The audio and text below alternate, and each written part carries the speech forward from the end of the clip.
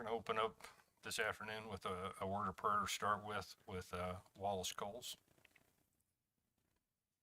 Father, these folks are about to get down to the business of the county. But first, we have to do business with you.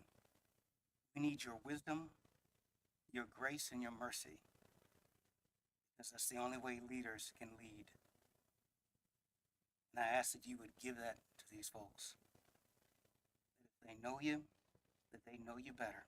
If they don't know you, that you'd introduce yourself to them. And that with your wisdom, because you know everything, you know what's coming 5 years from now, we're doing good if we can plan for tomorrow. So I ask that your wisdom would overtake the wisdom of man, which is faulty, and yours is perfect. And that in this coming year, even when there's disagreement, that there would not be discord, just disagreement. And you would help them in their task, in their duties, to do them well, recognizing that when no one else is in the room, you are still there. And that somehow out of all of this, they point to you as the one who helped them to have a successful year. In Jesus' name. Amen. Thank you. Thank you. Have some roll call. Commissioner Mill? Present. Present. Present. Commissioner Nicolason? Here. And Chairman Miller? Here. All right, would you all join us in the Pledge of Allegiance? I pledge allegiance to the flag of the United States of America and to the republic for which it stands, one nation, under God, indivisible, with liberty and justice for all.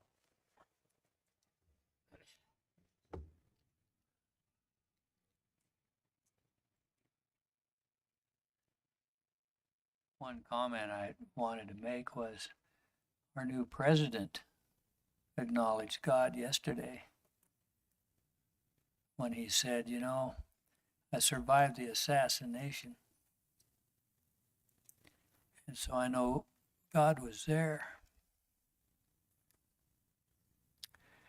And he said he has God in his heart. I was happy to hear that.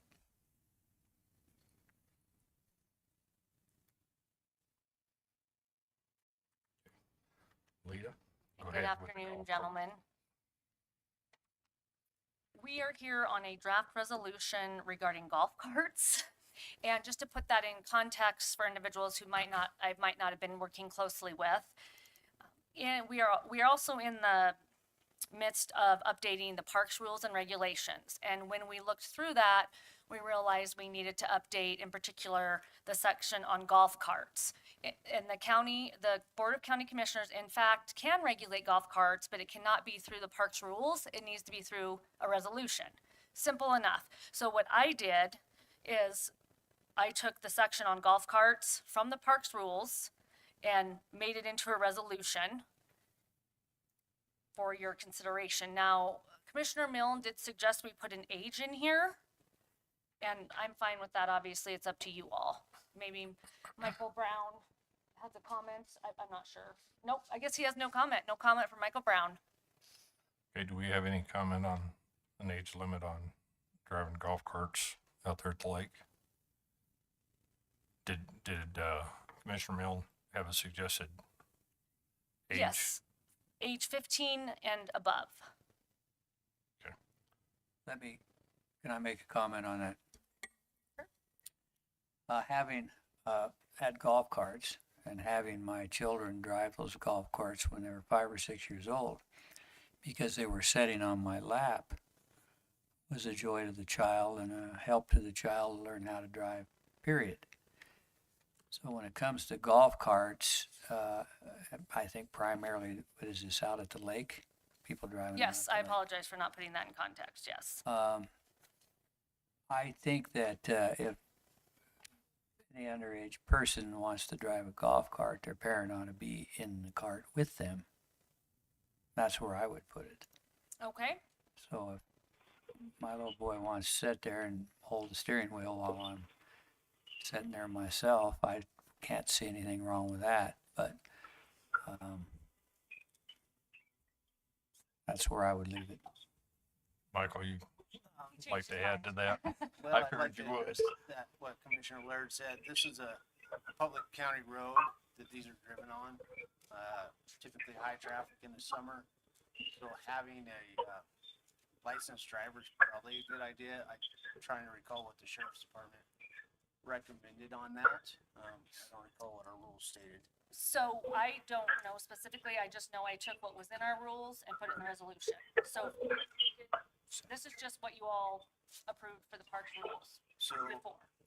in the county parks rules to operate an ATV or UTV, we require those to be insured and have a licensed driver. So I think the golf carts should probably. What's follow that noise? Excuse me, what's that noise? Mr. Chairman, Go- maybe Commissioner Milne can go on mute. I would, I'm sorry, I'll put it on mute, but I do have a comment Oh. when everybody's done. well, I would yield to to Commissioner Milne, and then I had a comment. Go ahead, Jim. Yeah, so after having been a deputy out there and having to deal with this specific issue, my intent isn't necessarily the kid sitting in somebody's lap driving down the road. My intent that I'm talking about is unattended minors. It has been an issue in the past with minors operating golf carts out there and becoming a hazard. Also, with the amount of traffic and the type of traffic that's out there at times, that needs to be taken in consideration. If somebody has control of a mass of weight that's driving down the road, whether it's a car, ATV, a golf cart, a motorcycle, whatever it is, they've got to be able to handle that if something is happening in front of them, or the responsibility to actually operate per the rules of the road. That's my intent with the age restriction. It's not to eliminate the 5-year-old sitting in dad's lap operating the golf cart. It's to those unattended minors. Thank you, Chairman. Thank you. Go ahead, Commissioner McLeod. Thanks, Mr. Chairman. I feel pretty strongly that it would be unwise, for a whole lot of reasons, to allow unlicensed drivers to be operating vehicles even as potentially harmless as golf carts on public roads. So I would support an age limitation. And did you also say, Mr. Brown, that the vehicle be insured? I believe that's, well, with ATVs and UTVs, they need to be insured. I don't know if there's a requirement for the golf carts It would, to be insured themselves. it would seem to me to be also applicable, but You maybe all, there's the more com- comment. Right, when, as you all can regulate the operation of the golf carts on the specific area, if you wanted to go ahead and put a condition in there, they need a driver's license or insurance, you can do that. Otherwise, there's a whole different section on golf carts not regulated by the commission. So there's, Well, I agree with what's been said here. I'm a little concerned. I don't think if that golf cart is on a public street or highway, they've got to abide by the state law, don't they? I mean, they should have a driver's license. There should be insurance on the vehicle. If it's running around down, on the beach or around the trailer park up there, that's another issue. But I still think that if a child is going to be driving the cart, he should have a driver's license. So, Commission, some of the intent of making exceptions to the golf carts, like not requiring them to be license plated and insured, is the sheriff's office has indicated that, with those requirements, people are gonna go to their side-by-sides. The nice thing about a golf cart is they're speed limited. So they're less likely to be doing 40 miles an hour down this road, where in their side-by-side, they can be 0 to 70 pretty quick. And so it reduces the inherent risk of using them. That's why I think everybody wants the driver to be licensed, since it is on a public county road, but not necessarily, the vehicle licensed or insured in that manner. And I'm not sure if you can insure a golf cart without having registration to it.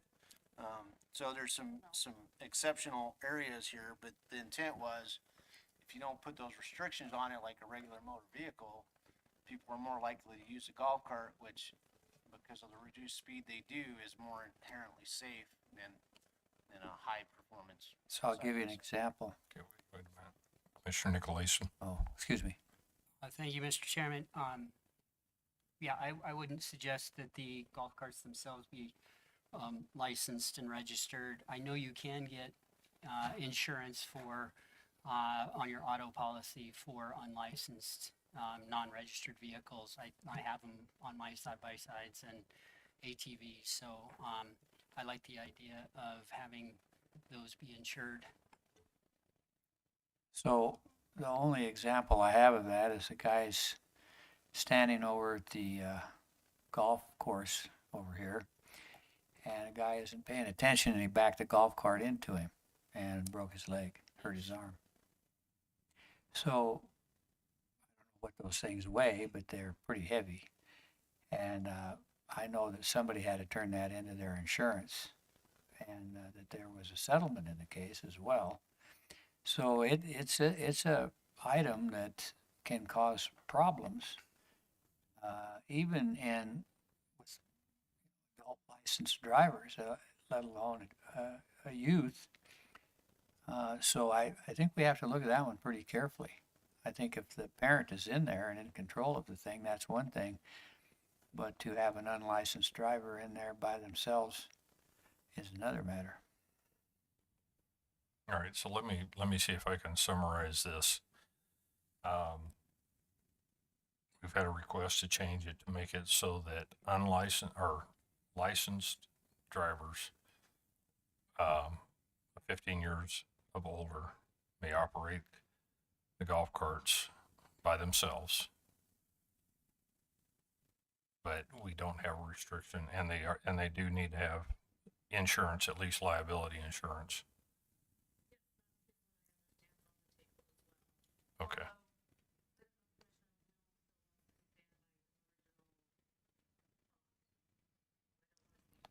Commissioner Mill, can you hear that? The mic's on. No, I'm good. If that's, as long as they're, again, my main concern was the younger juveniles, unattended, that operate those golf carts in the past were a hazard, pure and simple. And we need to make sure that that isn't being allowed. The rest of it's icing. Okay, does anybody else have anything to add to that? Everybody agree to that change? Yeah. We got the sheriff in the back of the room. Would you like to add anything to that?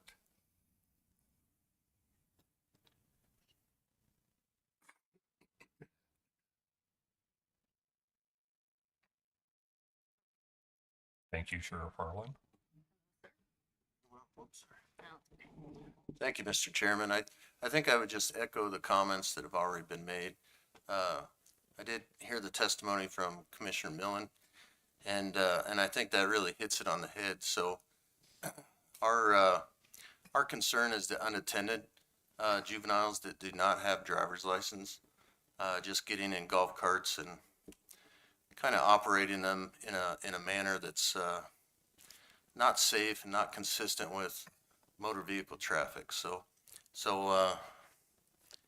really your suggestion of having licensed operators or prohibiting unaccompanied minors would suffice. Okay. Would you still prefer the 15 and up? I don't know what age kids get. If they're unaccompanied, if they're unaccompanied, If they're what? if they're unaccompanied, they'd have to be 15 and up. Okay. Yep. Okay. Well, do they have a license at age 15? I'm not sure. That's what I was curious. I don't You know how can. young. They can, yeah. Yeah, you can. So there are, Okay. there are ways that you can do that, so. They have to be licensed to drive or have a licensed driver in the car with them. In the vehicle. Yes, that's correct. Okay. That'd be my suggestion. Everybody okay with those changes? And I wanted to double check everyone's on board with ensuring that the golf carts are insured. At least liability. Yes, thank you. Okay, so what I'll do is this is on your agenda for tonight. So I'm sorry. This is on your agenda for tonight and I will go up and make those changes. And do you want me to give it to Michelle, email you all a copy? If you can get it back to Michelle so we can Sure. I'll take a look at it and we can see it on our packet for Okay. tonight. Thank you. Okay. All right. Commissioner Nicolason, did you have anything to add to that? I may have gotten confused right at the end, Mr. Chairman. So are we saying minors who are not licensed, maybe, 8-year-olds can drive golf carts as long as they have a licensed driver accompanying them? Or are we just saying you must be a licensed driver to drive a golf cart? Well, what you said the first time around was actually the way it came out, is that if they have a licensed driver in there, that somebody younger than that could drive. Do we want to put a restriction on that? I mean, I wouldn't think so. And do we want to put a restriction on certain areas? Because this is only talking about Lakeshore Drive. So, Mr. Chairman, I think that's correct. Lakeshore Drive is historically where the commission has allowed the operation of golf carts as an exception to the motor vehicle statutes. I think that's still appropriate. That covers most of the golf cart traffic out there and what the citizens want to use the golf carts for as slow-moving vehicles. It's certainly up to the purview of the commission whether you want to actually have a licensed driver as the golf cart operator or an accompanied minor in there under the control and direction of a licensed driver. I don't know if I have opinion either way. We haven't really seen problems with that as long as the minor is accompanied by a licensed driver, knows the rules and the etiquette of operating a golf cart in traffic. okay, but right along with that, it's like Commissioner Nicolason said, do we want an 8-year-old out there driving where there's a lot of traffic? And I understand that that's something that's going to come back on the accompanied adult on what they can do and what they can't do or shouldn't Certainly. be able to do. But on a public roadway, even ATVs do not operate under this age. Sure. So, I think you could easily remedy those concerns, just having a licensed driver as the operator. I would agree with that. But it's up to you all. It doesn't matter what we think. Commissioner Nicolason. Well, I think so. I mean, you can have accompanying adults that are playing with their phones, not paying attention to what their 8-year-old or their 10-year-old's doing driving. And I just think that the risks are too high. I think just to keep it simple and say licensed operator. I would agree with that, especially, when we're talking about the potential of any type of intoxication and having a young person drive. So I think it just avoids that conflict. So what I hear you all saying is that we don't want to add the 15 or above with the driver's license or keep that in there? Just say that they have to have a driver's license. Okay. If they have a driver's license, then it covers it across the board. Thank you. So I guess we're at a driver's license with liability insurance. Yes. And there, as always, there's an exception in here. I think Mr. Brown can speak more specifically to that, but sometimes he does give the authority to someone else using a golf cart, maybe for a wedding reception or something where they're hauling Yeah. hauling goods. For example, hauling items through Bear Trap Meadow for That was what, close. or on our trail use, if they're doing work, I allow, maybe not necessarily a golf cart, but a side-by-side or something, that golf cart would be an exception there that I would have to approve for them to use elsewhere. But I believe in our parks rules, we're specifically talking about Lakeshore Drive. Right, so in the resolution, it is pretty specific. It's let's see, at the intersection of Lakeview Road and Lakeshore Drive, south to Fremont Canyon, dead end of Lakeshore Drive on the south side of Alcova Lake. And I took that from the original. Is that still accurate? Okay. Okay, all right, Commissioner Laird. My question is, Sheriff, do people generally have liability insurance on those golf carts, and does the state require that? Mr. Chairman, the state wouldn't require it unless it's being operated as a motor vehicle outside of this statute. So I don't want to be telling people that they have to have insurance unless the state requires it. That's my own personal view. I think it'd be a good idea if they got it, but I don't think that I don't even know if we have the authority to tell somebody they have to get liability insurance. Commissioner Laird, the statute cited in the resolution does give the Board of County Commissioners the authority to regulate the golf carts on the public roads and streets in Natrona County parks. And so when I copied the other information that was approved however many years ago, this is what came out of that, and we can change that. And if you all want a driver's license or insurance, or you don't, that's up to you all. But you can require insurance, just similar to requiring a slow-moving vehicle or 2 working headlights, 2 working tail lights. Of course, you get into the insurance issue, and then, okay, how much do they have to get?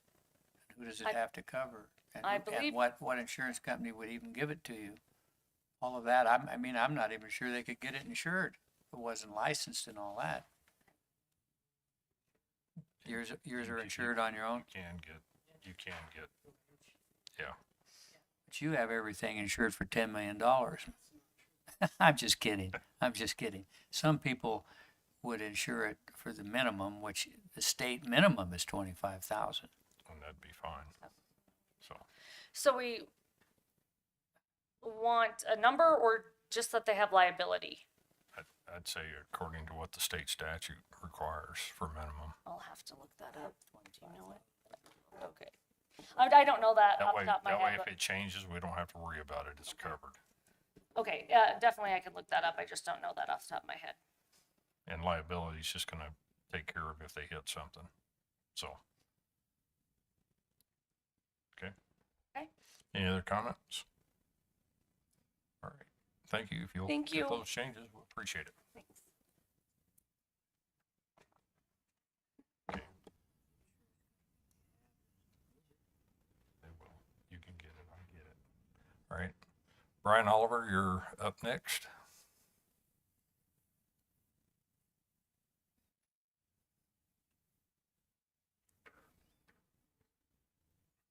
Brad, did you want to come up here too?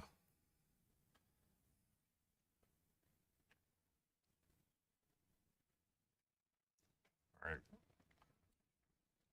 You want to kind of give us a short background of where we're at on the Nordic Lodge and what we were talking about as far as the fire alarm systems, or need or not need, or where we ended up on that? Yeah, absolutely. Thank you, Mr. Chairman. So, the original intent for the building, was to be an A3 occupancy for assembly use. A3 would put it, a lot less requirements, as far as the fire code goes. In the process of planning and the architect, developing the plans, I was approached at the beginning of 2024, and told that we wanted to have a kitchen in there. So my suggestion was we put, a small residential style hood system in there along with a fire alarm system. That gives the county folks, us, a lot more leeway in what we can use that building for, what we can allow in there in its position. When I reviewed the plans, and in the plans, and I realize that this is a little bit of a gray area, but on the plans that I approved, they have markings for fire alarms, fire alarm components, and also the sprinkler systems. Now, the original intent behind that was the cost of a sprinkler system up there. We were going to have a cistern and a pump, and it was unfeasible. So in lieu of that, working with the previous building official, we decided that a small fire alarm and the hood system would meet the intent of the fire code and make the building safer. It give external notification just in case something does happen. From that time until now, you folks have had some employee turnover, and so have I. The original person that was reviewing the plans on both of our sides left, and we kind of were left in limbo there. Here just a couple weeks ago, the building was finished and ready for its final inspection. We went up, did the final inspection, and found that there was no fire alarm in it. Right now, the only thing that restricts is the way the code breaks it down is there's no difference.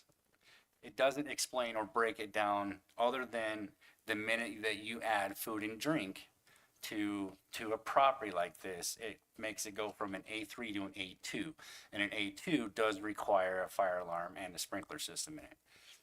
The only holdup that we have right now with the situation we're in is on the plans, the architect wanted estimated 250 occupant load, which I believe even with the fire alarm and sprinkler system is a lot for that building.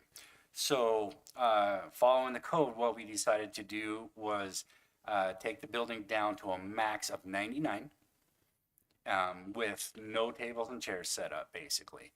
From then, I've learned that the intent with the building would be to leave at least some of the tables and chairs out, if not all of them, on a regular basis. And the tables and chairs being put away would be kind of not the norm. With the tables and chairs down, that limits the occupancy load to that building to 80. With the tables and chairs, how many people can fit around the chairs?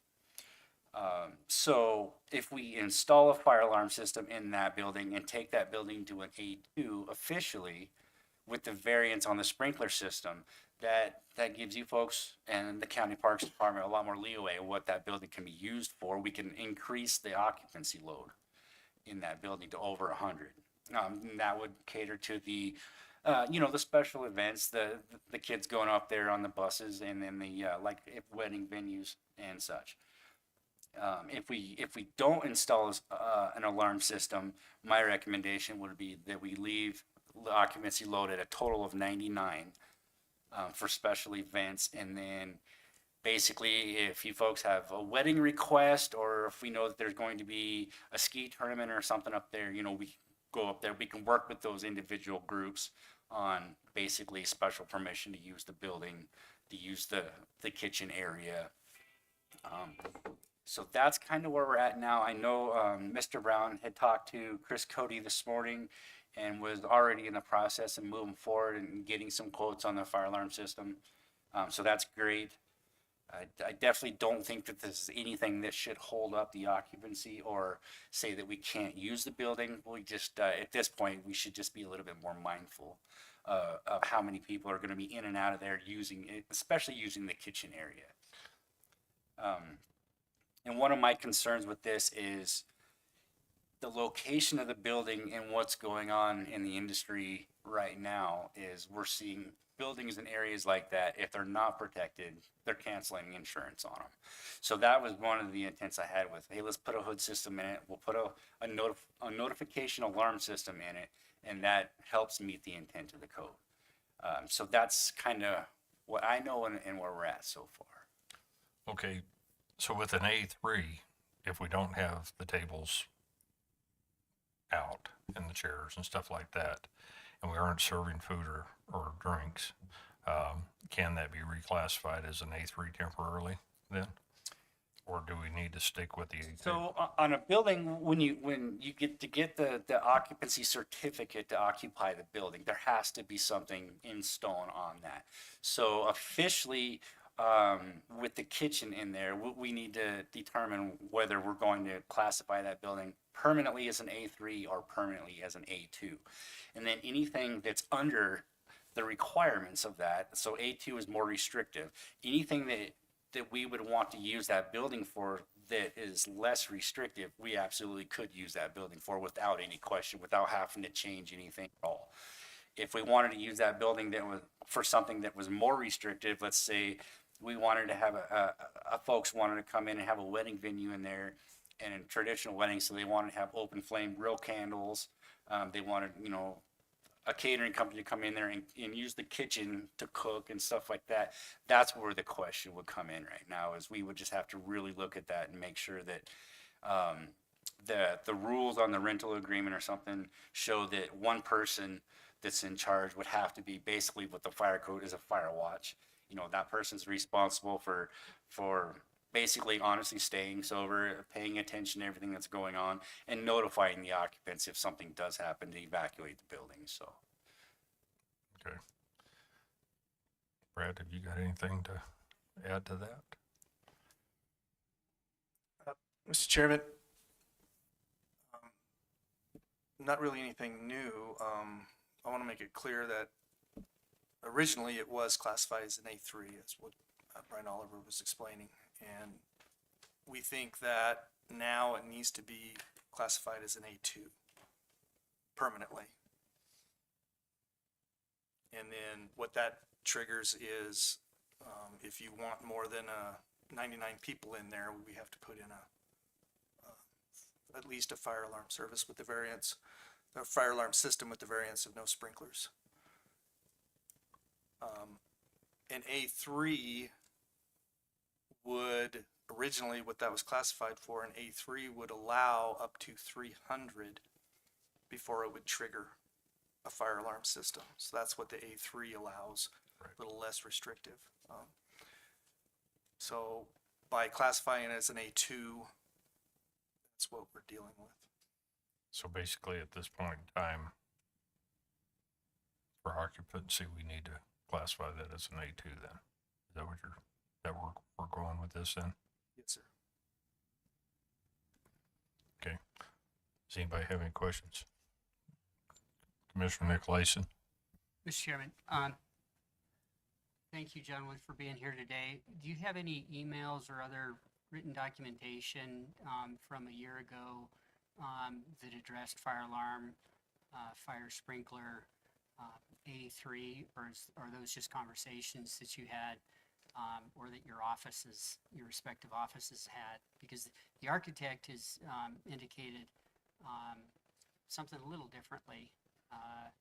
And so I just wanted to see if there was anything in writing about sprinklers and alarm systems.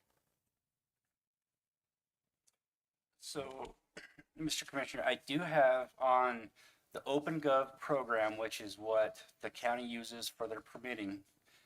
This is where contractors, architects, everybody that's involved with the project submits all of the plans, and then each individual department head has an area where we can comment, the planning and zoning, fire department. And what I do have is, and this is where I say that the miscommunication with kind of losing our employees, both of us at the same time and same situation, is right after I had a changeover in employees in between then and the time I got Chris in there, I did the plan review for this building. And my comments was that I approved the plans as submitted. Please add a type K fire extinguisher for the kitchen area. Building plans show fire alarm notification devices. Please submit fire alarm plans for approval. And then I didn't hear anything back. And did you follow up with anybody after not hearing? I did not, because I gave the project to Chris at the time, but I did not follow up to see with those. In fact, I did not know the building was at the point it was when they called Chris for the final the other day. It kind of surprised me because we hadn't seen those plans yet. Could we get a copy, Mr. Oliver, of that OpenGov? Oh, absolutely. You're more than welcome to this one, or Whatever, as long as our administrative assistant has it, then she can keep a record of it. Yeah. Mr. Chairman. Okay. Michael had something he wanted to add in there, so sorry. Yeah, I just wanted to give you a little bit of understanding on this. We started, design on this in 22. Justin Smith was the building official at the time. He's the one that, provided the A3 occupancy. As for the note in March on the OpenGov, I think Caspar would have seen that, but I don't believe the design team saw that because there was a change from a design permit, initial review with the building department to an actual construction type building permit, so the permit numbers changed. So the team wouldn't have seen that, and then, I believe where Mr. Oliver was speaking about the notations for fire alarm system, the only place I could find those in the construction drawings was on the exterior electrical site plan in a standard legend. So it appeared that somebody forgot to modify the legend to remove those items. They weren't actually located anywhere in the plans as to where it was specified. As Mr. Oliver spoke, I did get an estimate. I spoke with Rocky Mountain Fire last week, and then I got a rough estimate from an electrician for the install of that equipment. That's gonna be $17,000 to $20,000 to install, the fire alarm system that's requested by, I spoke with Chris Cody about it. Sounded like the plan would work pretty well. So I do have that estimate. I'm waiting on a final estimate from the electrician for their portion of the install, but it would be $17,000 to about $20,000. I've yet to look at my mountain budget to see if I have any, place to possibly do that. My question for Mr. Oliver is, if we do put the fire notification system in, what is the occupancy load that we could expect the building to be allowed? Oh, I think we would be completely okay to raise it quite a bit. I did not do the measurements for the occupancy load myself yet, but Chris Cody's pretty comfortable. We could definitely go. He was thinking, right under that 200 mark. He still believes that 250 people at one time in that building may be a little bit much, but we could definitely go to that, 150 to 175, which is still a lot of people. And then, we can always, if it's a large party or a rental, we can always work with that group individually. If they want to have 200 or more, definitely go up and maybe provide a fire watch for them or just educate them on that. Okay. One more thing, Mr. Chairman. The intent of this kitchen was, we called it catering kitchen. It's not a commercial, but the intent is basically a warming kitchen for people that have their family reunions or weddings. They bring up food, they need to warm it, but not actually cook it right there, but have a range that they can put something in the oven and keep warm, that type of item. And as for like open candles during a wedding, that's not gonna be allowed under the rules. Chief Oliver, does that change anything if it's just basically a warming kitchen and not a catering kitchen? Because I think that's what all of our understanding was, that was never what it was supposed to be. That it was just basically to be some place that they could go in there and Sure. plug in crock pots or And something to that nature. It does not. There is a difference between, going from this to what we would consider a commercial operating kitchen.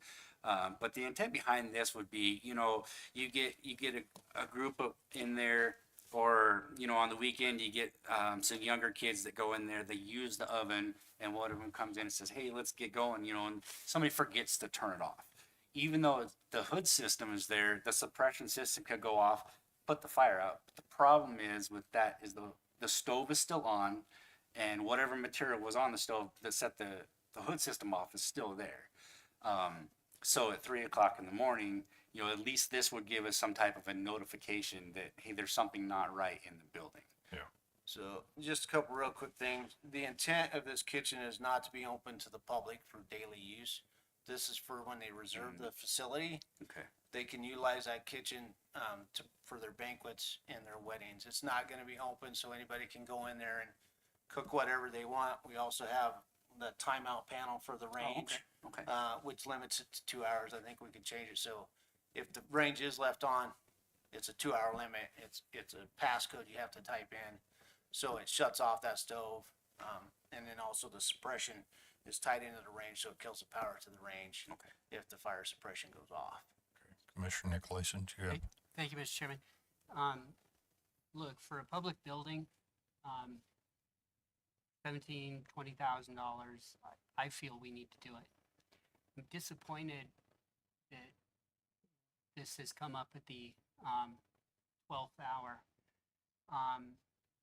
And I don't know if there's finger pointing I'm hearing, but Mr. Brown, when you say the design team, that's you and the architect and who else? So, Who's the- previous maintenance director, building maintenance, previous building official who was here 22. We had one commissioner involved, myself, the architects and their design team. And we have emails from the electrical engineer, you know, they read the code as A3, with this intent. The architect believes it's A3, except for we named that room a banquet hall. And so we didn't know if renaming the room would change the occupancy. Obviously, I spoke with Mr. Cody about that. It doesn't sound like that would change anything. So yeah, we had several, different department heads as well as the design team, discussing this. So, Mr. Brown, you had mentioned something about having one permit number and the OpenGov information on that, and then I guess starting over with another permit number, and that there wasn't a carryover from the information that your design team and everybody was looking at on the first permit to the second. It seems surprising to me, to say the least, that that wouldn't have carried over in some form or fashion. Mr. Morris. Mr. Chairman, the way that typically we work these projects is in the pre-design phase. We're involved with the architects, the engineers, and department heads. They don't have a general contractor associated with the project yet. Our policy is we normally don't have anybody pull permits except general contractors. So in order to suffice and get the project started, the design, we allow the architect or the engineer to be the applicant until they get a general contractor. So in this instance, the architect was the applicant originally when they were in the pre-design phase. When they finally got Caspar involved and they bid the project and was awarded the project, Caspar had pulled the permit with their name on it. The way our system works is there's no way, they're only connected, the permits are only connected by address. Probably, you know, the information from the plan review stage is in comments on OpenGov under the plan review step. In the initial permit that the architects had pulled, there wasn't really any comments per se on the progress of the plan review. I think all those comments were made through emails or phone conversations. Yeah, and that was mostly between, the previous building official and the architect. I was updated on those during meetings, but really that design review is just making sure that everything meets code and should fly through with the construction permit, until the contractor's designated and they pull their permit. So I'm not sure if during that review, do other departments review those plans, like fire and planning, and do they Well, review the, You during know, the design phase? let me interrupt, because I know we've got other things to do today, but it still sounds like a lot of finger pointing. At the end of the day, this commission's being asked to come up with some money that we weren't originally planning for. And it strikes me as being certainly disappointing that their finger pointing's occurring, and that that for some reason, something as significant as a fire alarm on a public building wasn't considered and just kind of fell through the cracks. So that's my point, and I guess we can address who pays for this at a later time. Thank you, Mr. Chairman. Okay, Brian, if the kitchen is not currently installed, so that will be done at a later date. So with that being the case, is there a problem with us having occupancy or anything and getting into the building until we can get stuff lined out and and figure it out on this and get a final estimate on what it's gonna cost and the design and everything? I don't believe so. No, I think how we should move forward. My recommendation would be let's get the building open. Let's get folks in there using the building. Let's let Mike, kind of go through what he needs to go through with it. I say we keep the occupancy load the where it is and use the building. And at a certain point, in a year or two, when the building's been established and people know that it's there, if we're finding that we need a larger occupancy load, then maybe we could start searching, alternative funding options for that. I don't think that it's something that, if the funds aren't there, specifically right now, then I think that would be okay. I think we take our time, we figure out exactly what we're going to see that building be used for, and kind of just as we improve the building and maintain it over the next couple of years, then we can see if we want to make it an A3 permit, we can always go back and change that. Or if the building's not meeting the intent that everybody wanted it to be used for, then we say, okay, now it's time to get the alarm system in. We've got some unanticipated funds that we can use that'll be perfect for it, and then we move forward with a little bit of remodel. Okay, well, I appreciate that. And this is an unfortunate situation. When you have change in personnel, there's always a possibility that this can happen. And this was not just one change in personnel, it was several. Yeah, and For all involved. a couple notes to defend everybody here is when a previous building official was in, not to just so you guys know, the comments that we made on this, while we were not allowed to talk to the architects or the contractors, when I did comments and plan reviews, it had to be internal notes that went directly to Pat at the time. Okay. And then once the permit was changed, once the permit number was changed, I wasn't included with any of that stuff. Okay. So Well, I just have the original information that I was going off of. All right. Commissioner Laird? So I'm only concerned with the present moment. And I didn't expect we'd have a building that we paid $2.5 million for to almost 99 people. So, and I don't want to wait to put the fire Okay. alarms in. I want to do it now because my experience so far has been if it's 20,000 now, it'll be 30,000 next year. Absolutely. Yeah. So, and I understand these kind of projects, these things sometimes come up, and it's unfortunate, but I agree with Mr. Nicolais, and I think he said he'd like to see the alarm system put in, and if that's what he said, I agree with it. And I would do it right away, but it'll have to be decided by the commissioners if we do it right away. So that's the present moment. Sure. The bungling that occurred, I'm going to forget about it. Absolutely. Commissioner Coates? We need to find a way to where fire is kept in the loop across these permits. It is very unfortunate that this dropped through. To echo some of Commissioner Nicolaison's comments, it's unfortunate where we're at now. To echo Commissioner Laird, we do need to get this fixed because it is a safety issue. So design, build out team, doesn't matter. We need to get those things linked together so we have continuity, so we don't have this kind of thing in the future. All right. I don't have anything else right now. We'll see if we can get some estimates, some hard estimates and stuff like that, and bring those back up to us, Michael, at a later date. So, all right. Thank you, gentlemen.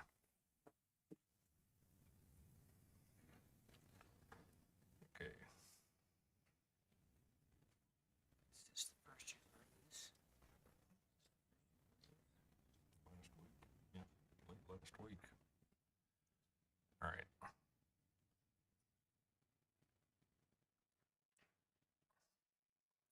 Okay, Elko reuse. Come on up, gentlemen.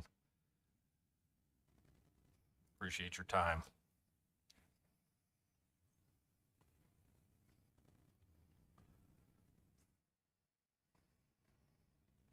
You'll have to push that button and turn that one on. The green light. There you go. All right. Well, would you like to present what your goals are and what you'd like for the commission to join in on? Well, let me start out. My name's Nick Murdoch, and I'm the lawyer for the committee, not the committee, the reuse board. I don't, the Joint Powers Board really didn't initiate this process. It originated with the Parks Department of the city. The original intent was, can we put in some softball fields? Can we do some playing fields?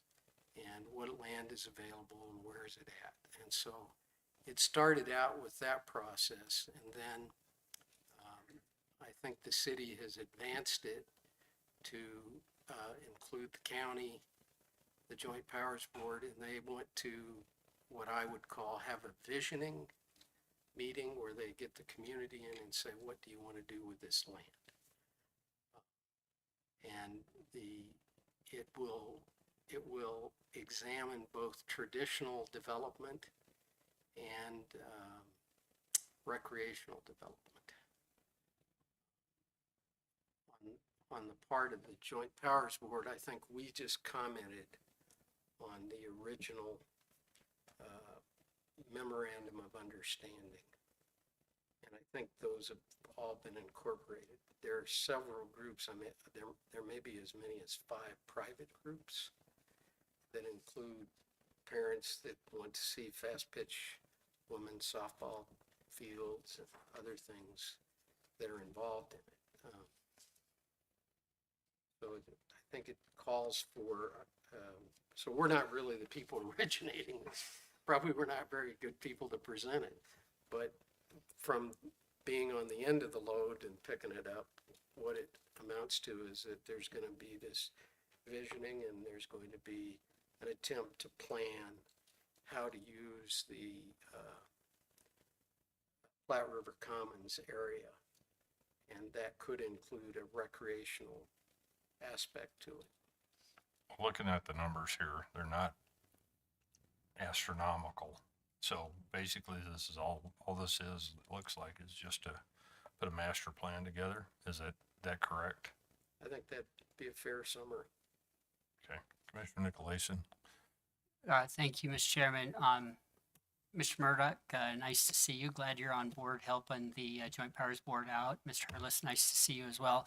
I attended the interviews for the consultant to engage in this master plan, and was really impressed, and I'm excited about the caliber and the what I think will be a really good work product. So I'm all for it, and I think the county's going to be supportive as well.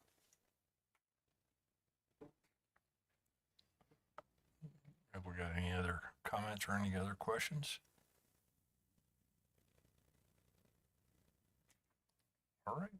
Thank you, gentlemen. I appreciate you coming in this afternoon. Thank you. Nice to see you, Mr. Murdoch. Good to see you. You're all acting like I'm dead or something. Well, Those rumors are do you live in Laramie or do you live here? I've lived here forever. Okay, good.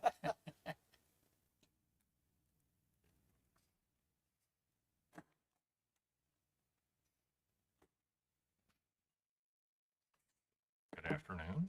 Good afternoon. So would you like to share a little bit of information with us on bonds? Sure. So, continuing on with the bond discussion, I did some research, and in the past, we have bonded the Fair Board Treasurer at $10,000. So that position has been bonded at $10,000. That's the Fair Board. The Airport Board and the Parks, well, we haven't had a Parks Board for quite some time. The Airport Treasurer has never been bonded. That was a decision that was made quite some time back, Mr. Januska said. But after looking at the statute and getting an opinion from legal, we agree that they need to be bonded as well. So according to the statute, the commission needs to set the level of the bond. We did some research on what other counties do, and to be honest, we're not the only county that's not doing this. Converse County doesn't have any of them bonded. Johnson County doesn't have any of them bonded. Sweetwater County does not. Bighorn does bond their fair manager, but not the board. Weston County does not carry any bonds. Albany County does bond their airport treasurer at $25,000 and their fair board treasurer at $2,500. And they do not have a parks board treasurer. So it looks like other counties are in the same boat as us. We've kind of been ahead the curve with bonding our fair board treasurer. So where we're at now is we just need to have you gentlemen make a decision on where to set the bond, and it takes us 24 hours to get the bonds put in place. So does that bonding, is that tied into what the fiscal responsibility is of that position then? Correct. So if we can limit how much that responsibility is, then it's not that big of a deal. But, and what's the cost on a $10,000 bond? Because I know that's 300, it's usually around $325. That's what we just did for the commissioners. For your bonds, it's $10,000 and it's $325 for your term. That covers the entire term. It's not yearly. okay. So it's minimal. Commissioner Laird. So when I think of bonds, I think of like the commissioners, one person doesn't control the money. 5 people do, so the bond would be lower generally. If you've got one person that's handling 10,000 a year, that's one bond. If you got a person handling 250,000 a year, then it's a different bond. The way I understand it, as to how much money, you know, if you're handling millions of dollars, it isn't going to be a $10,000 bond, obviously. So when you tell me these different bonds, I don't know how much money the Fair Board chairman would be handling, or his treasurer, or anything of that nature, the airport, either one. But I think that if you're going to do a bond, you ought to do one based upon some semblance of what kind of money they're handling. Commissioner Laird, I can tell you that the county assessor and the county clerks are now bonded. They're required to be bonded at $100,000. If that gives you any idea of. They handle all of it though.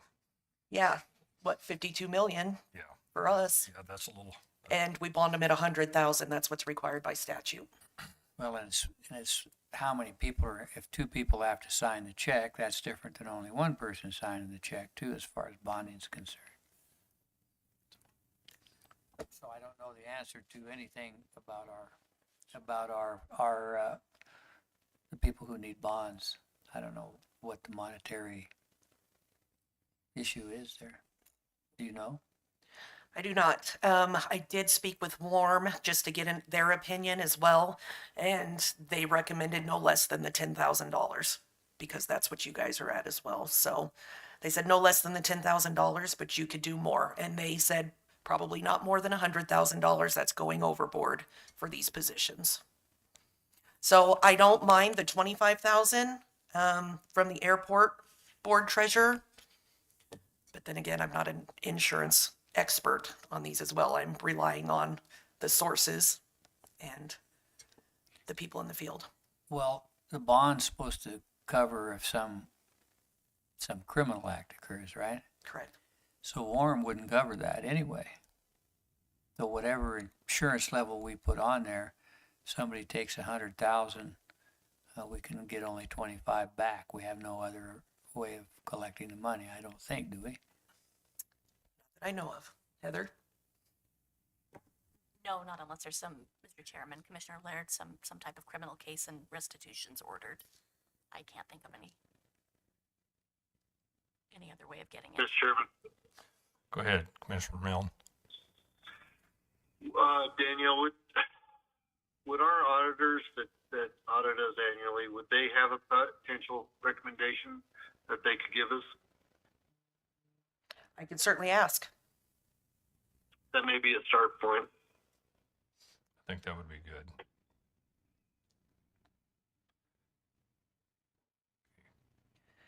Okay, any other questions or comments? Okay, let's go ahead and find out what the auditors say, Okay, and then we can bring that back up and certainly. get it addressed. Okay, will do. All right, thank you. Thanks.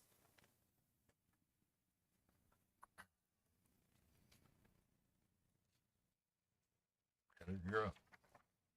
Mr. Chairman, just looking at the business item agenda, so the resolution setting that amount for 10,000 is on that agenda. Is that something that the board would like to remove so we can do a little more work on that? What's the board's pleasure?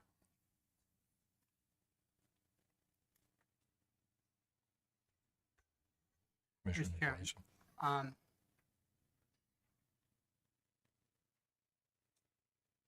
We can always change the amount.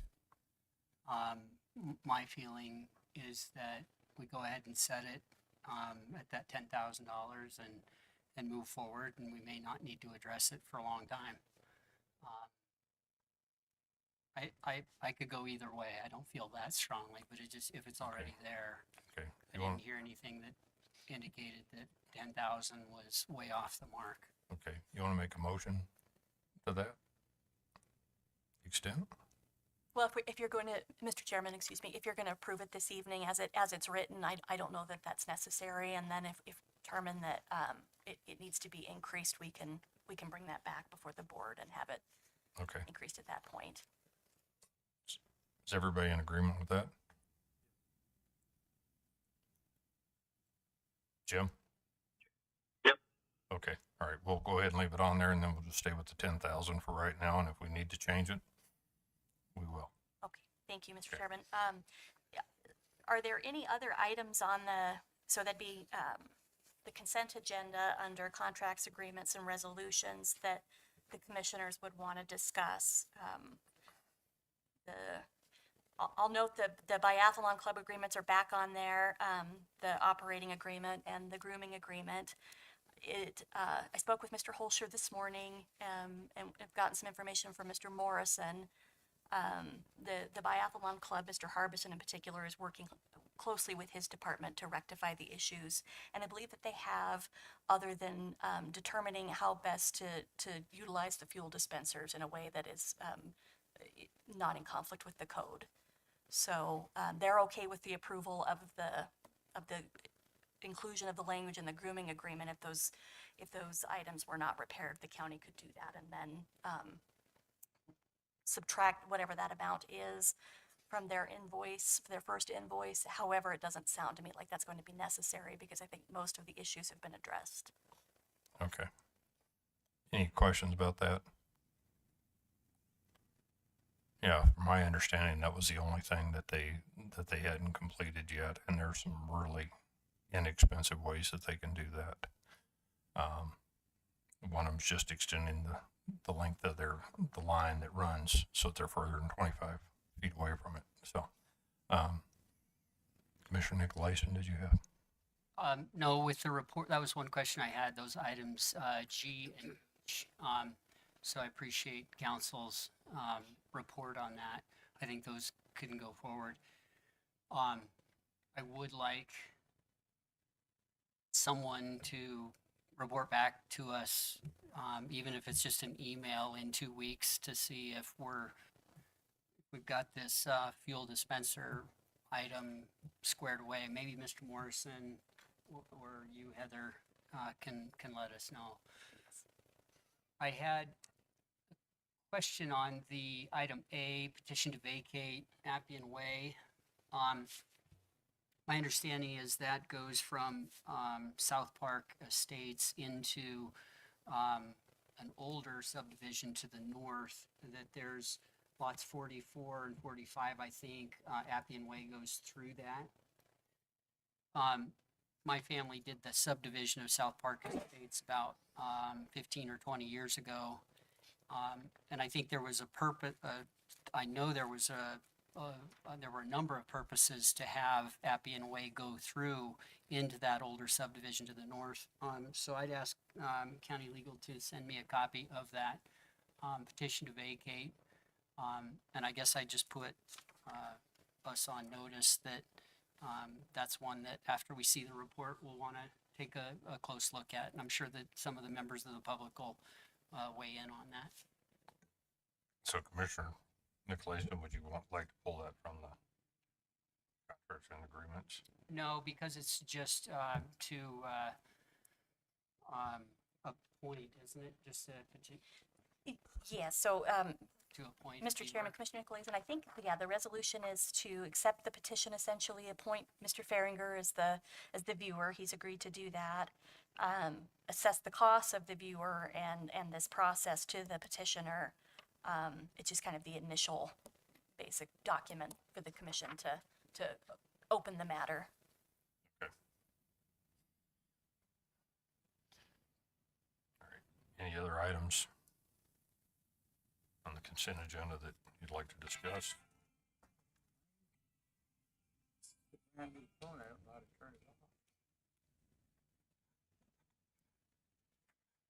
Any other items? Anything else? All right. With respect to a legal update, also discussing another petition to vacate we received.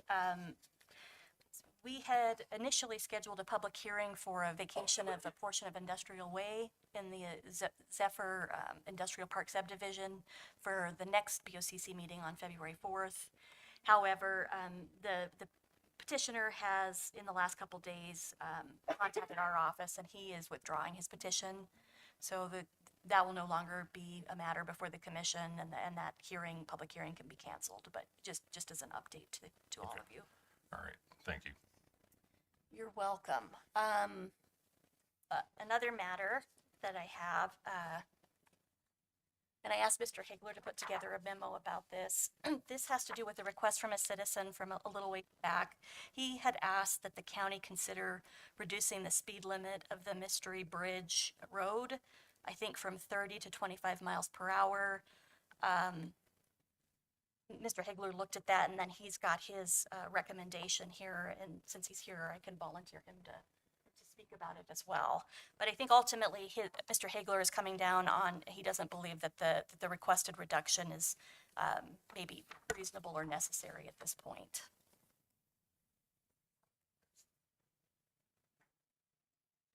All right.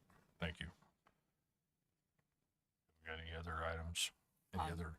Since Mr. Hagler's here, the statute that allows us to modify on unpaved roads speed limits without doing a study, do you support that?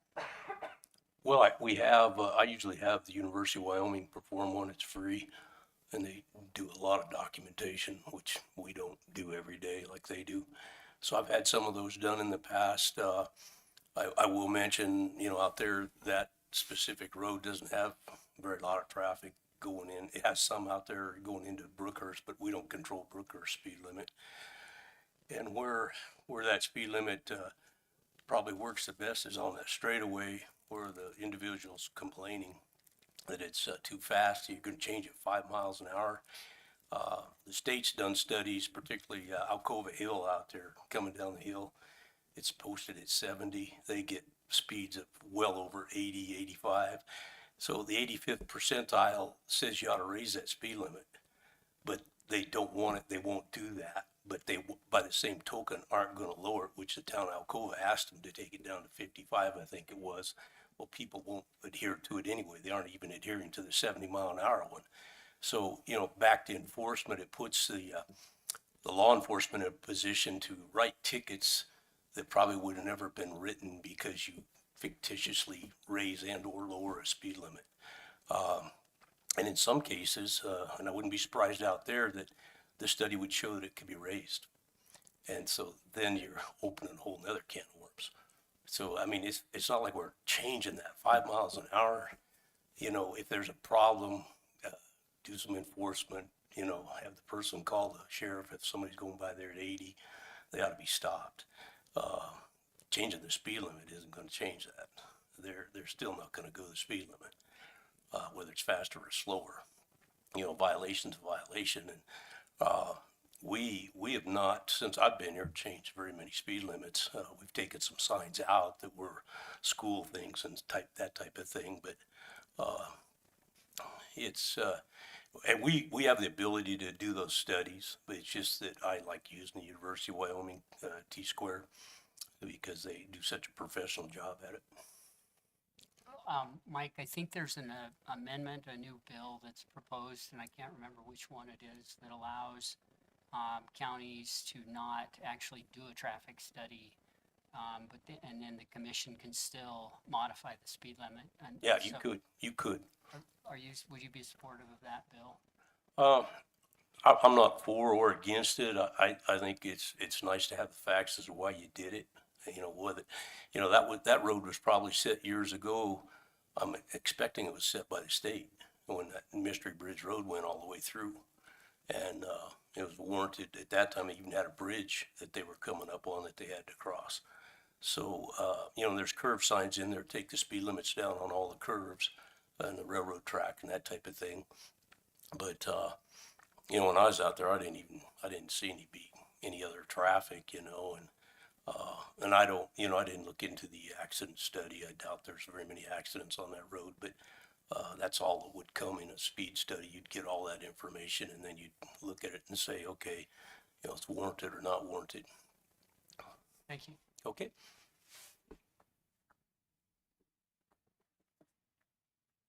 All right.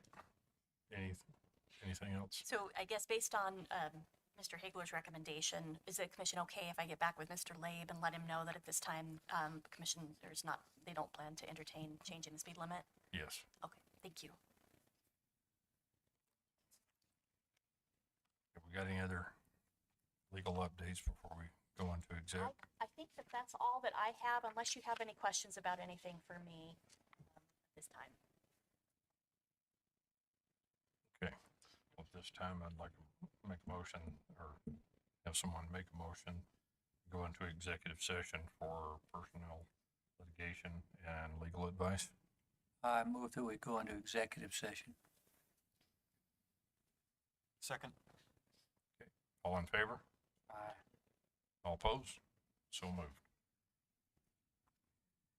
Yeah, we'll turn you off.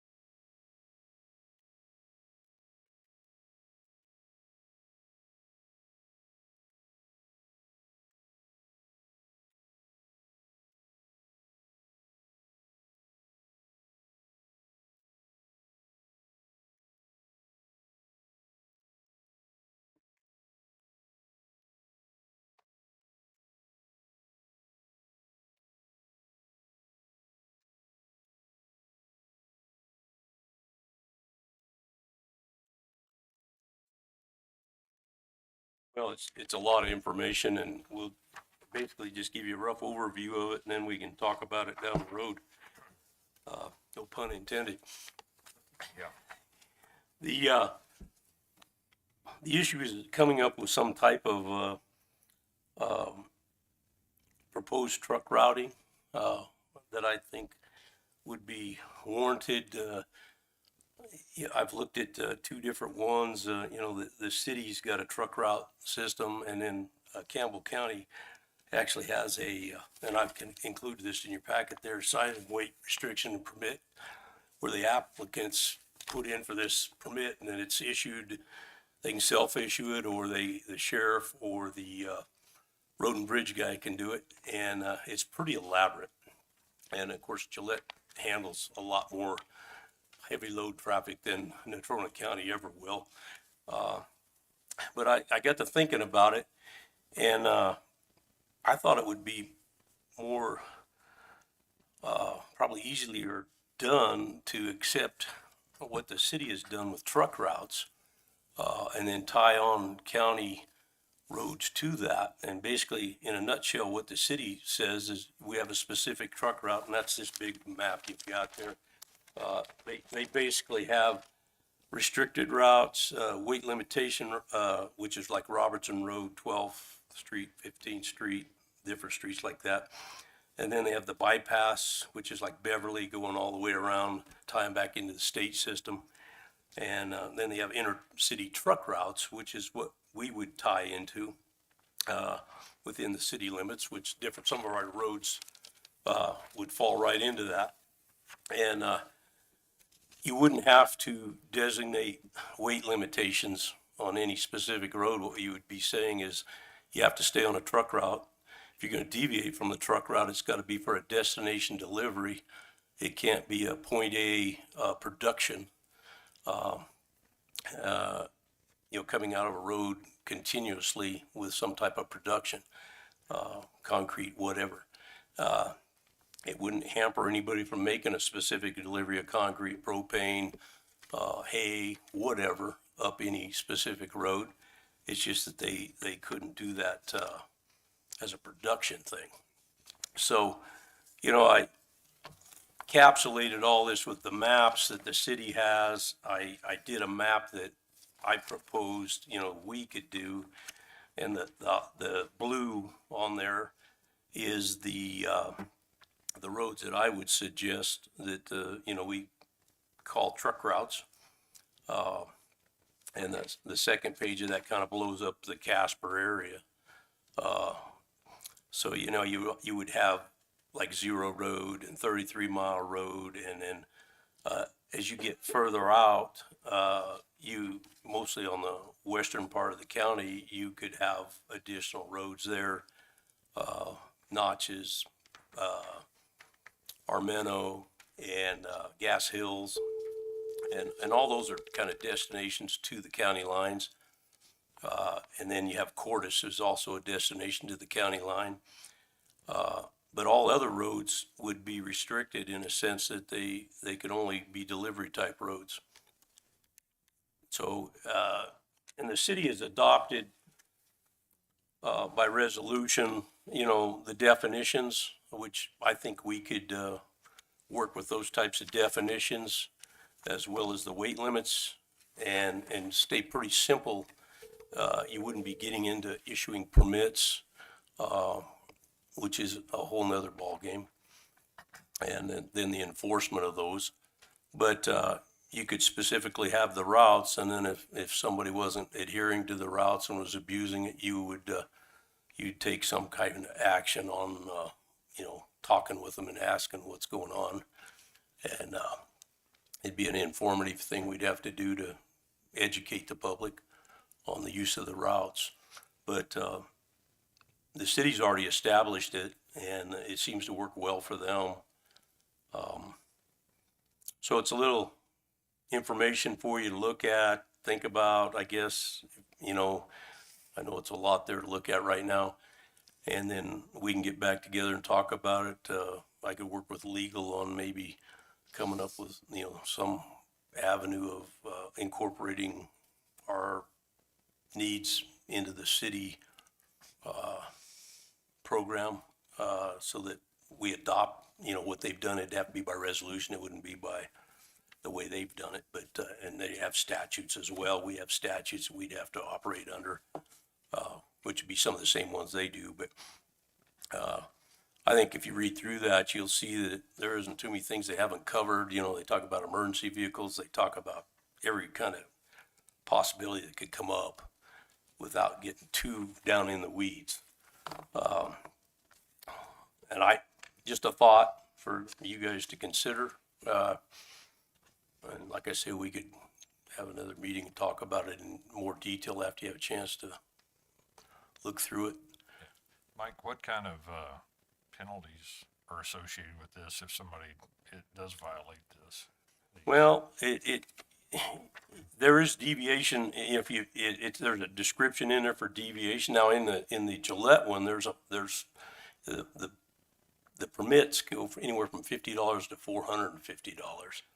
And then the sheriff, enforces that, and you can lose the rights to get permits. We wouldn't be issuing a permit if we had truck routes.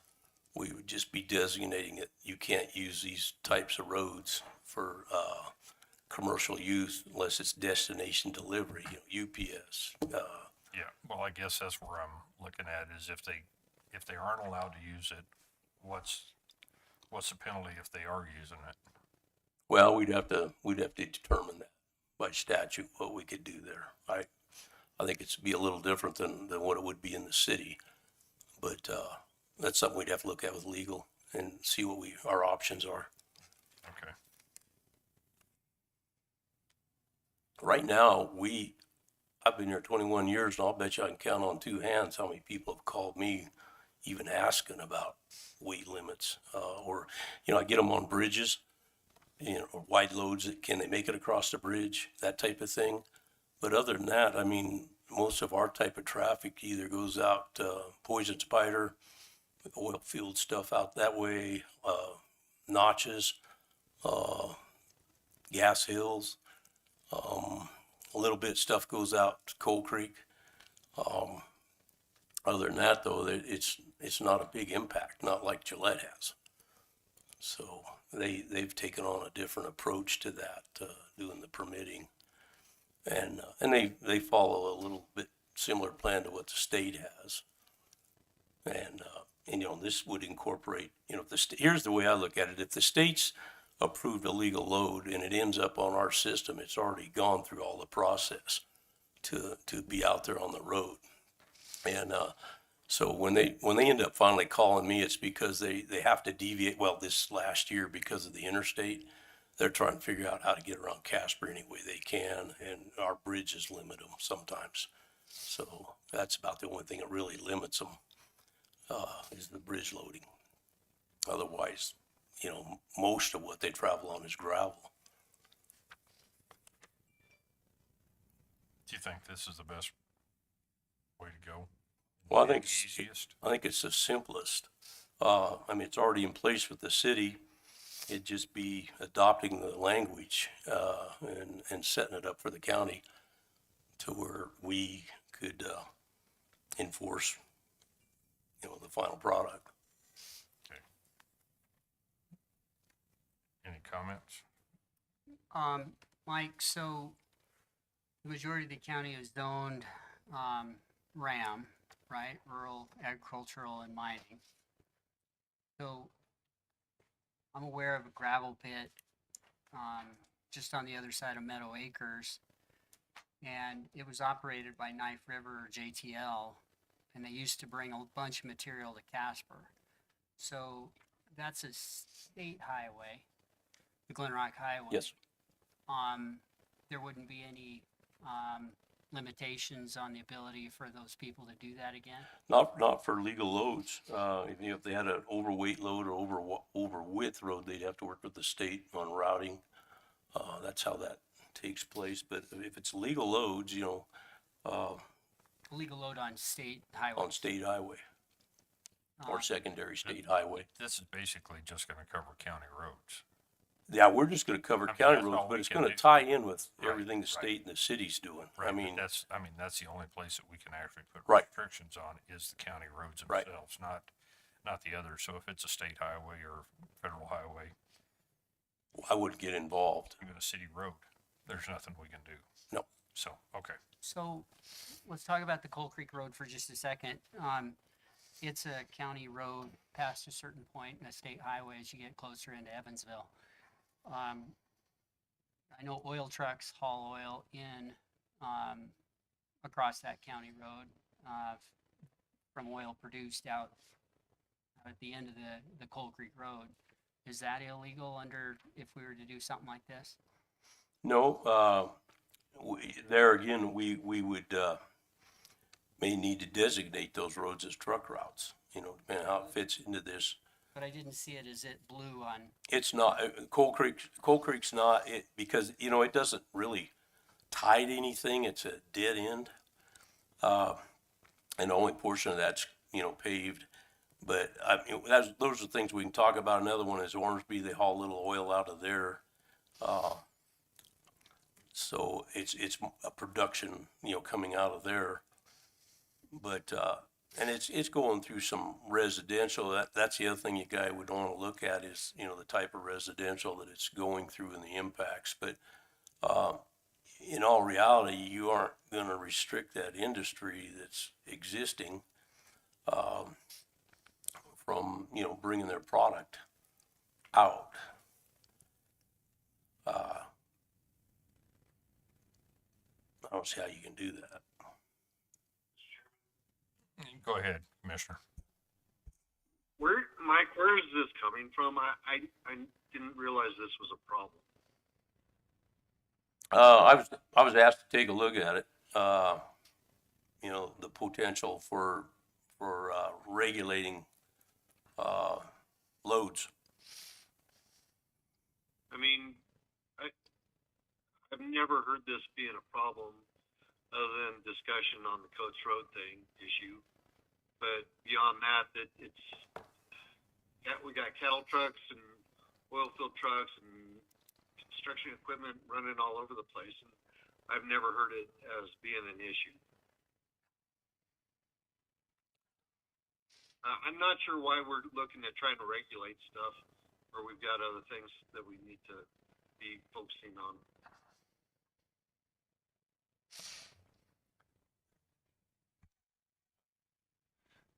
Mr. Hager, would these designated truck routes, would these have a positive impact on the need for maintenance on roads? Would it reduce the burden of any? I don't believe it changed the maintenance at all. I mean, the roads are being used in that manner. They just aren't designated truck routes. I mean, this is just gonna give a company a basis for a route that, you know, we would allow, heavier numbers of vehicles to be on without going through neighborhoods. Commissioner Nicholas. I think you have a problem with unintended consequences. I can see a lot of rural lands within our county boundary that might develop into gravel operations, that might develop into oil and gas operations. And to the extent those tracts are already served by public roads, be they county roads or state highways,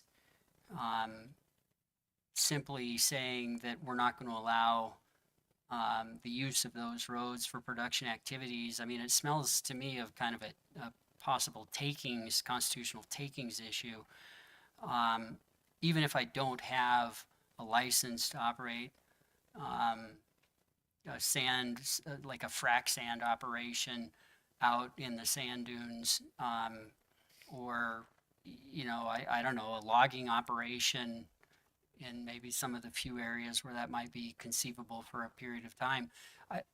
I think that there's a whole lot of taking from people the ability to own and operate their land in a way that just even though it's consistent with the zoning resolution that it's a RAM area, we're saying that all of a sudden those lands can't be used for the extraction of, valuable materials. So, I have a lot of concerns about this, and I understand that this is preliminary and we can keep talking about it, but I think I think we risk upsetting a whole lot of people and getting into a whole lot of lawsuits if we impose this without, just kind of an across the board thing. Well, I would agree that, Commissioner, you could have a gravel mine pop up on any one of these roads, or a windmill operation, or a solar, panel installation.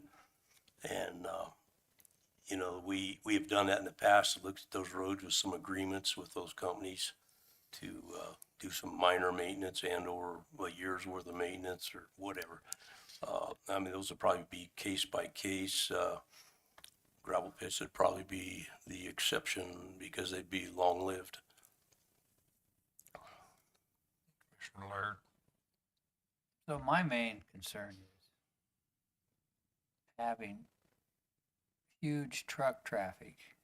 And by huge, I mean trucks, when they're loaded, they're over 100,000 pounds or so, or whatever, running up and down a dirt gravel road in a housing district. They want to do it out in the boondocks where there isn't anybody out there to complain. I don't think that needs to be in this. But we always look at Coates Road because that's the primary issue there right now. And so do we have anything else like Coates Road that would need protection? Oh, yeah. A house right next to a county road with heavy traffic operating up and down it every day, Dallas. Again, I don't see why we're trying to shoehorn a non-problem. If there's one road that needs to be addressed, then let's address it. Let's not. Well, that's what I'm, Jim, that's what I'm getting to. If you'd let me finish, I hear what you're saying. That's what I'm trying to find out. It sounds like we want to regulate the whole dang county. Well, I said I was speaking about one road or roads that were next to people's houses. One of the statutes concerning mining operations is they can't be within 300 feet of a house. So now is a big truck that goes up and down that road 200 times a day, which would be several trucks, fully loaded, are they part of the mining operation? Because if they are, they're going up and down Coates Road, and they're a lot closer to some of those houses than 300 feet. So now, I once mentioned this to the county attorney, but I haven't heard whether she ever researched it, which is the truck traffic that comes out of a mining operation, part of the mining operation, and do they have to be at least 300 feet away from houses? That would take care of itself if that's true. But I have just the limited research I've done. I wouldn't want to say it needs to be researched. But my issue is there's a 20,000 person petition out there that doesn't want mining and trucks running up and down dirt roads in housing areas. And so that's what I look at when I talk about this. I forget how many county roads we have, but if they're not running through housing areas, it's not a concern, because then there's not really little kids playing out in the street. There's not houses that are going to get bombarded by rocks coming off big truck tires. So I'm limiting my thinking probably similar to your thinking.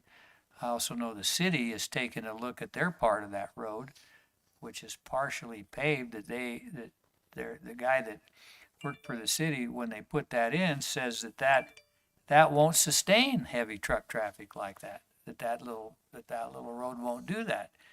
So I think we're entitled to protect our people and our roads, because there's nothing I can see in the law where it says if anybody damages it and tears it up, that they have to pay for it. I think if you're gonna damage people and tear things up and be a nuisance, so to speak, you need to pay for it. But I haven't seen anything like that come about yet. So as a commissioner, I wanna know if we shouldn't do something with roads like Coates Road, where we regulate the size of the trucks and the speed to eliminate damage. That's my my total concern here. Hey, Mike, what was what's the difference in the color? What's the green on here? On the city map or my map? On your map, on the little ones? Oh, the green is showing, the, gravel improved roads. The yellow is non-improved. So those green And kind of roads. the orangish is, The orange is the mag chloride roads that have been magged. They're still gravel, but they've got mag on them. I wouldn't get lost in that too much, but, you know, the lighter blue is, you know, the shot I took it, you know, including some of the roads for truck routes, but, I hear what you are saying, and, you know, my personal opinion is I don't know how you restrict any one county road other than to say that our county roads are built for legal loads, as are bridges.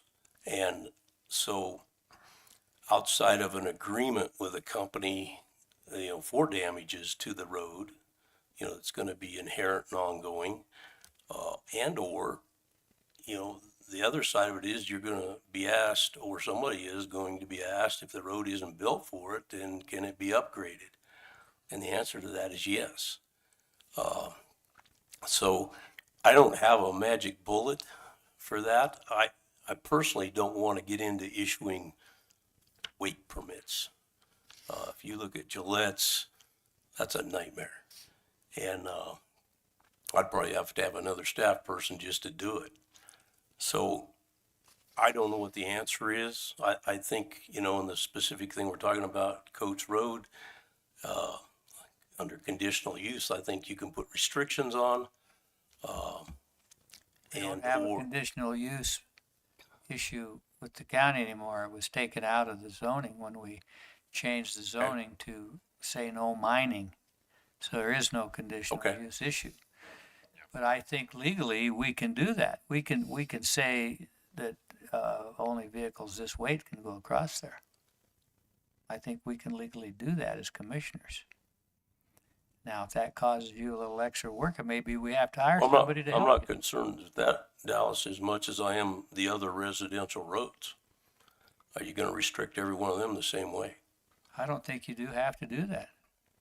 At least some statute, some case law, something that tells me that. I know it's your opinion, and I respect your opinion. Well, When I'll it comes to give- legal matters, I want to hear it from the county attorney. Okay, I'll give you an example. 12-mile road at times is used heavily by 71 Construction, Knife River, McMurray when they were hauling. Belly dumps going across there all day long. Is that the Same. one over by the country club? That's out by Poison Spider School. How about the one at McMurray's plant where those big trucks come down that gravel road and get on the road that goes to the country club over there? I can see them coming for a mile because of the dirt they're kicking up. Now, That's what first alerted me to that operation. Yeah, and they're I can coming tell out you, on a city the road. people don't like that. Oh, I agree. I wouldn't like it. It's bothering them. It's noisy.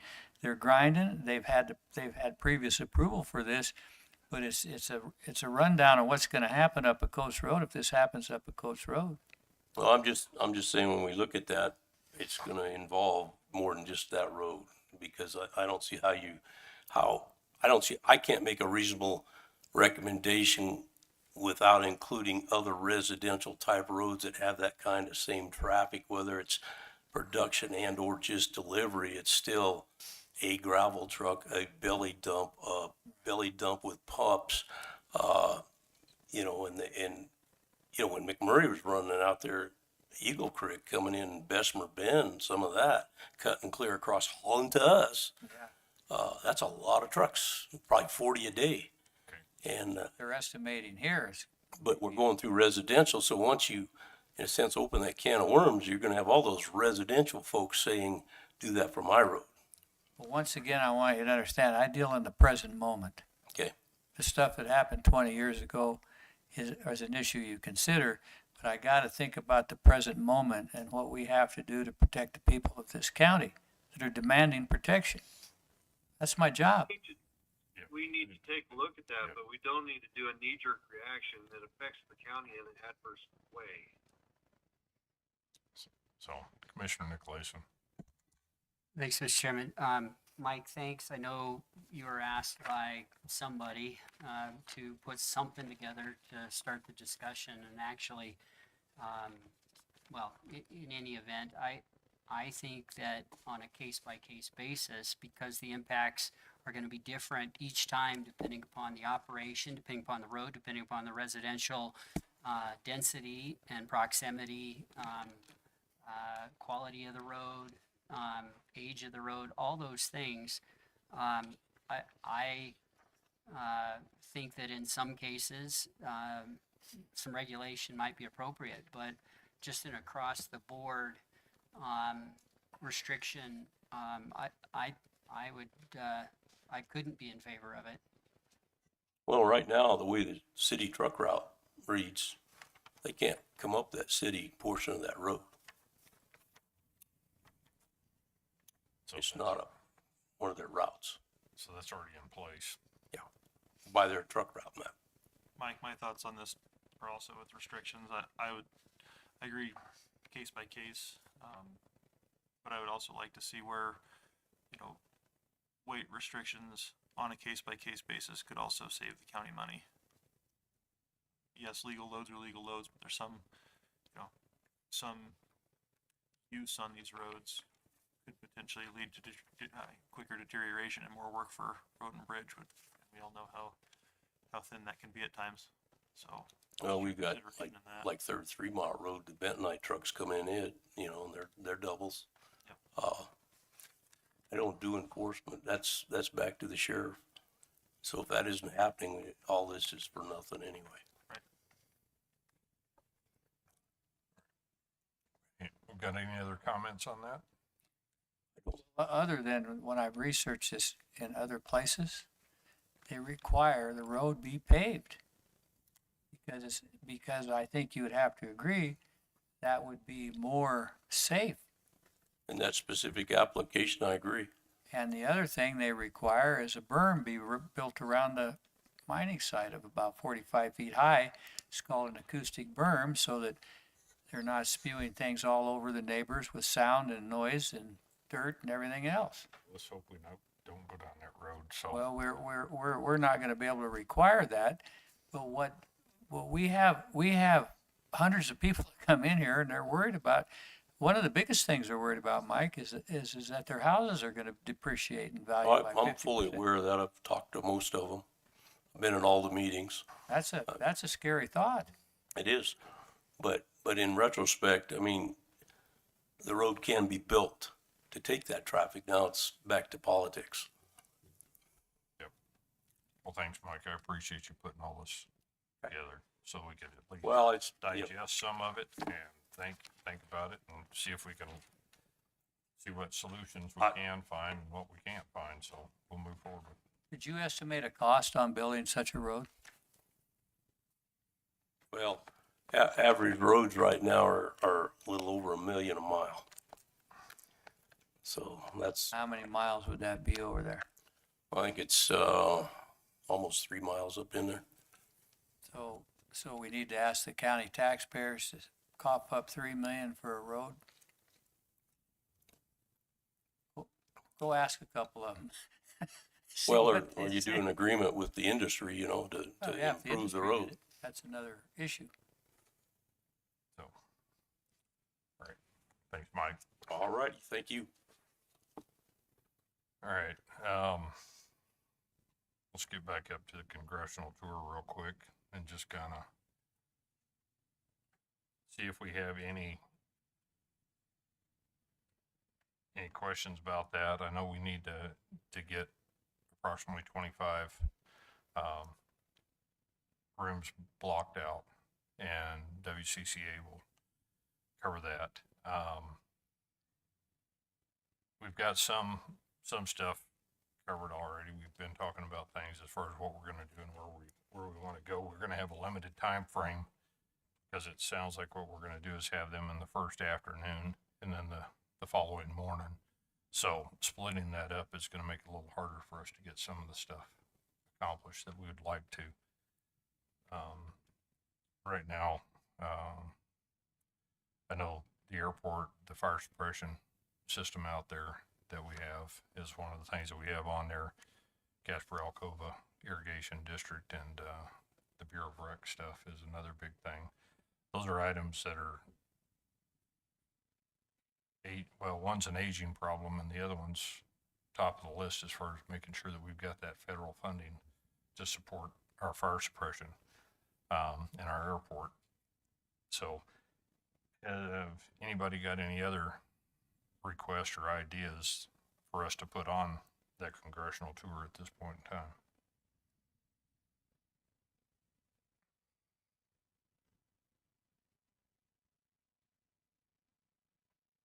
I'm sure we'll be talking about that the next couple of days while we're down in Cheyenne too. One thing we do need to see if we can look at is getting sponsors to help out with some of the meals that we have here, open events, things like that, and look for different ways, look different places will to take them so that they get the Natrona County feel for things and what we want to do and where we want to go from that. So if anybody has any ideas on that, please feel free to share them with all of us. So, because this is definitely a full commission event. It's not just one or two of us, it's everybody that needs to be involved in this. So, any other comments on that? Okay. We have a request from Mills to help them out with YDOT from the area between Wyoming Boulevard, or Yellowstone Road and Robertson Road. They're concerned about the speed limit there, wanting a traffic light or something else at Robertson Road because it's such a hazardous place. Have you guys got any suggestions or recommendations or anything about that? What's YDOT's position on that particular intersection? Right now, they think it's fine. They think that it just needs to be enforced, my understanding. Is enforcement taking place? That I can't answer. I don't know. That is in the city of Mills. It goes all the way from Robertson Road back over the top, and that whole area is in Mills. It's not. So they could enforce that, but I don't know what they're doing over there at this point in time.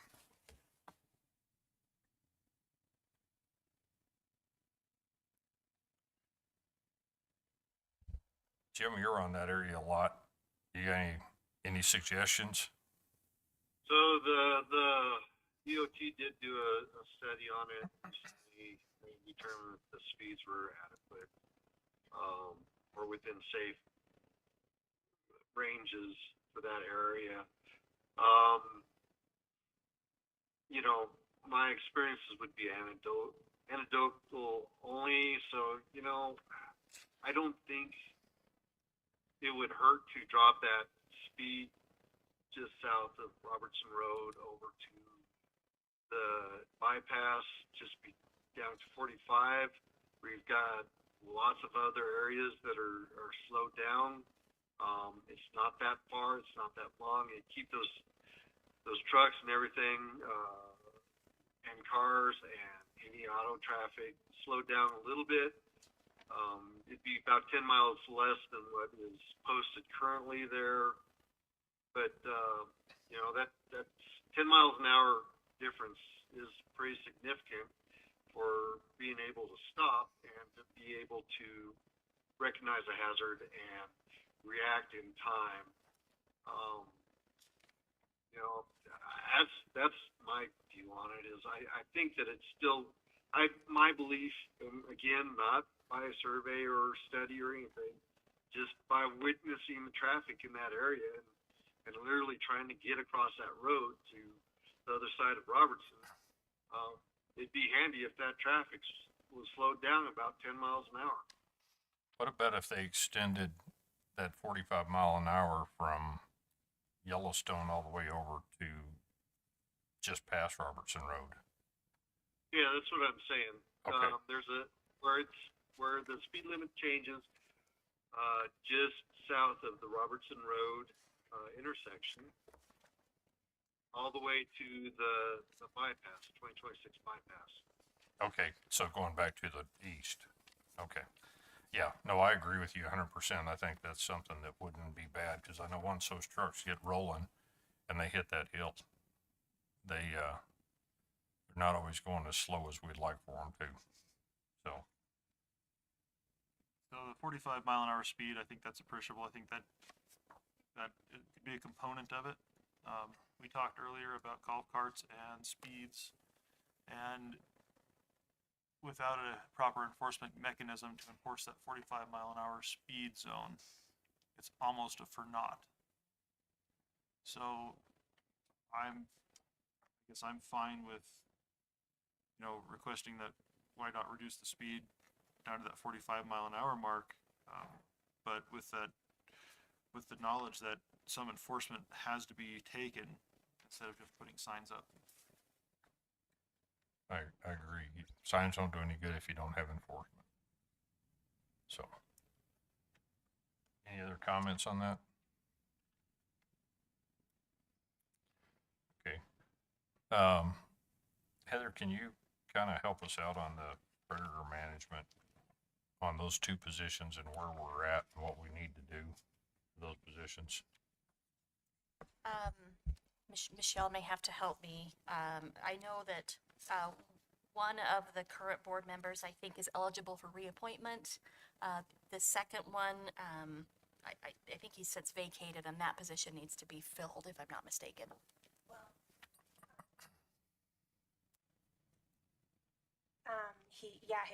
TK's been on the board too long. JD is eligible because we did check with the state and all that good stuff. So say that one, TK has been on the board too long? Yeah. But, I should probably point out that statutorily, the term is limited. This is beyond the board's board policy. This is set by statute. Okay. Do we have any other applicants for that position?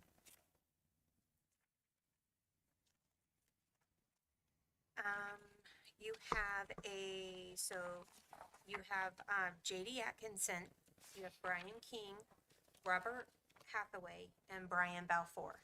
Okay, so we've got several. Yeah. So what's the board's feelings on interviews on those others?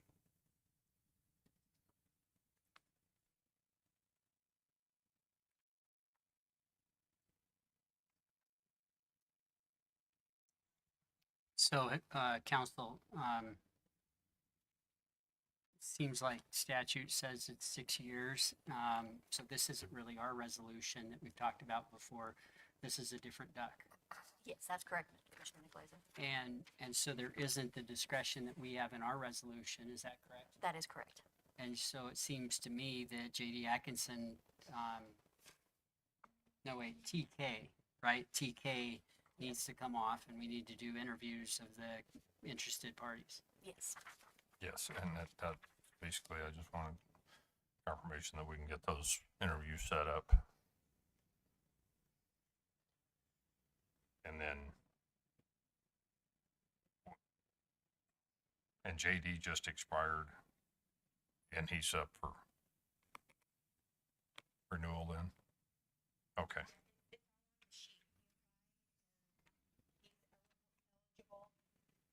For one more term. Okay. All right, I'll get with you and we'll get those interviews set up. Go from there. So, okay, The building department appointments for the Board of Appeal. That's one that we've had difficulty in the past keeping those filled with, because there's specific requirements for each one of those positions. Right now, we have several of them that are open that we need to refill. The biggest thing that they do on that is when we go through the building codes and update those, that's the group that actually is one that sits down and does that. And the other thing they do is that if there's an appeal process because of a contractor, then they take care of that appeal, so we don't have to. So it's a whole lot better for us to have professionals in the field in those different areas that can actually understand exactly what they're talking about and what the issues are to do that. So, And Chairman, Commissioners, last week I did get the application for Tim Shank. So we didn't have that beforehand. So if you guys were in favor, there's only, like you had said, they're specific. I haven't received any other applications with the structural background. So with your guys' permission, I could get him appointed at the next meeting. Mr. Nicolette and Chipman, yes, sir.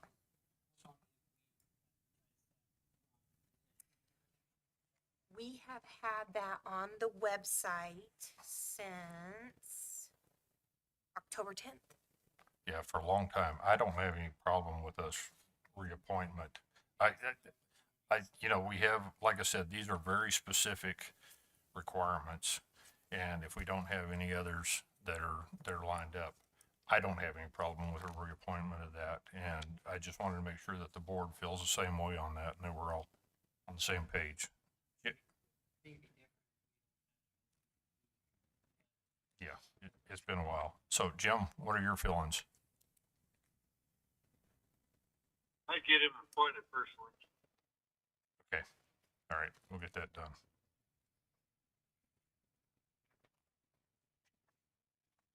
And have we had anything from the others on the mechanical or the plumbing? The only email application I received last week was for Tim Shank. Okay, And I did email the building department a reminder. It was either last week or 2 weeks ago. okay. So hopefully we'll get some applications or they'll respond to the emails. So, okay.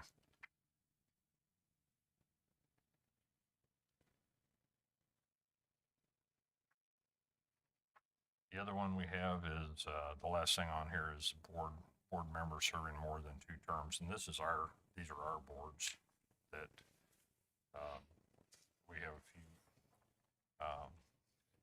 Michelle's got that list out in front of us as far as which ones have been on the boards longer than 2 terms. And I did want to discuss that and see what your thoughts were.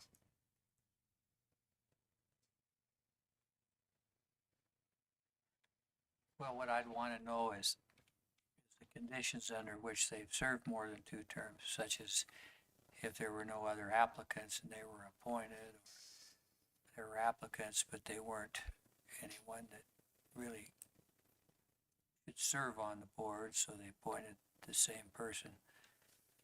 Because I don't, I know the resolution, and I think it's a good resolution. Generally think that those resolutions should be upheld, but in this case, here again, I'd want to know what caused the continuance of such long service. And I appreciate their long service, but I think we owe a duty to other people who may want to be on those boards as well. Mr. Chairman, I do have a note that Michelle has that indicates some of that whether there were no other applicants for some of these positions, if the board wants to look at it.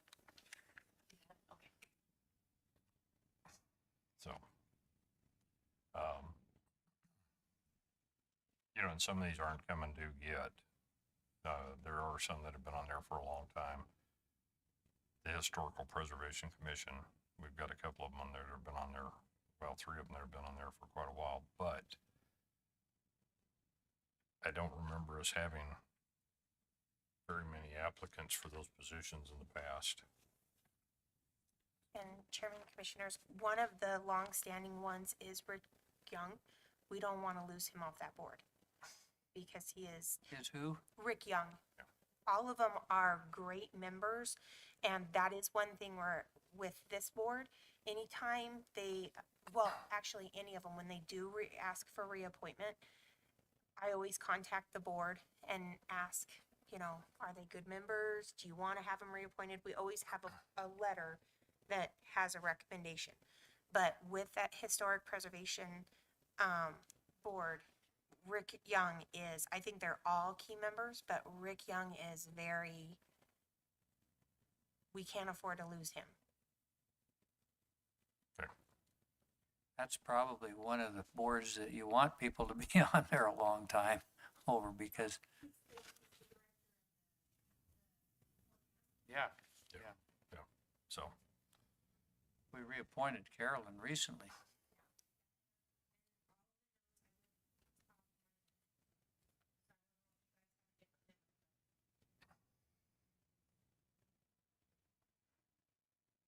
so, No, I think they're all good members, actually. we got any other discussion on any of those?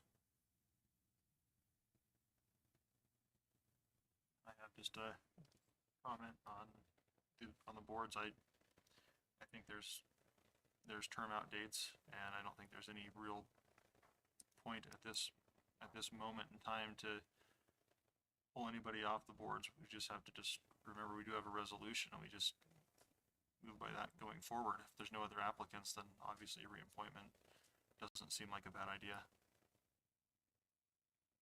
Okay. Well, Commissioner Nicolason? I wasn't gonna comment, but I'd say, I can envision scenarios, Commissioner Coates, when even if there isn't anybody else, this person is enough of a maybe disruptor or enough of a bad apple that you don't want them and you'd rather have a vacancy for a period of time. I think those are exceedingly rare. What I like about a resolution is that it's got flexibility, that if we find good cause, I can't remember the, Yes. if we have to remove cause, somebody. then we can reappoint. So, like you said, at the appropriate time, we'll evaluate the candidates for each of these jobs. And if they're the right person, the best person for the position at the time, and there's cause or good cause, then I could see us moving forward. So I like the flexibility of our resolution, and I frankly like the fact that it starts out with the premise that it's 2 terms. And then from there, look at it case by case. Commissioner Milne, have you got any comments? No, I agree with Commissioner Coase and Commissioner Nicolason. I'd leave it be as is. I'd hate to handcuff future commissioners and put them in a bind because we something done for right now issue. I'd let things go through, let the terms expire and move forward from there. And if we have good applicants, which we always do, it seems like, then we can make that selection at that point, or future commissions can make those selections and those decisions then. Okay. Any other comments?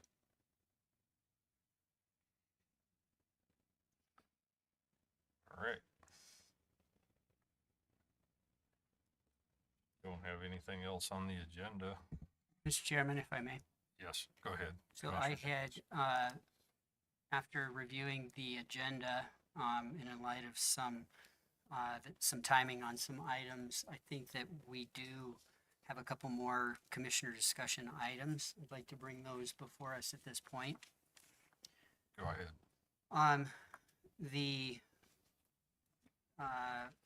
can you tell us why we don't have a general commissioner roundtable discussion, component to our agenda at this time?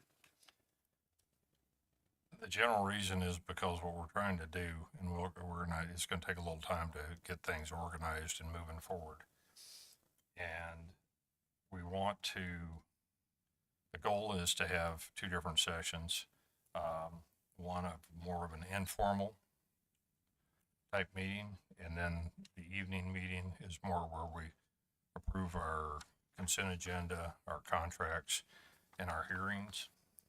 In the afternoon, I want it to be more flexible so we have more time to talk and cover different issues and things like that. So we're not set specifically to trying to cram everything into 1 or 2 minutes, that we can actually talk about things and we have a little bit more flexibility. That is the reason for that. It's not to hurt anybody. It's not to take any time away from anybody. It's basically to give us more flexibility than we've had in the past. So my understanding from what you said is that if commissioners have things that they want to bring up, that aren't on the agenda under this, Roman numeral 7, that would be the time for them to do that after the, discussion of the other listed items? On this particular one, and the format will change a little bit as we go forward, move forward.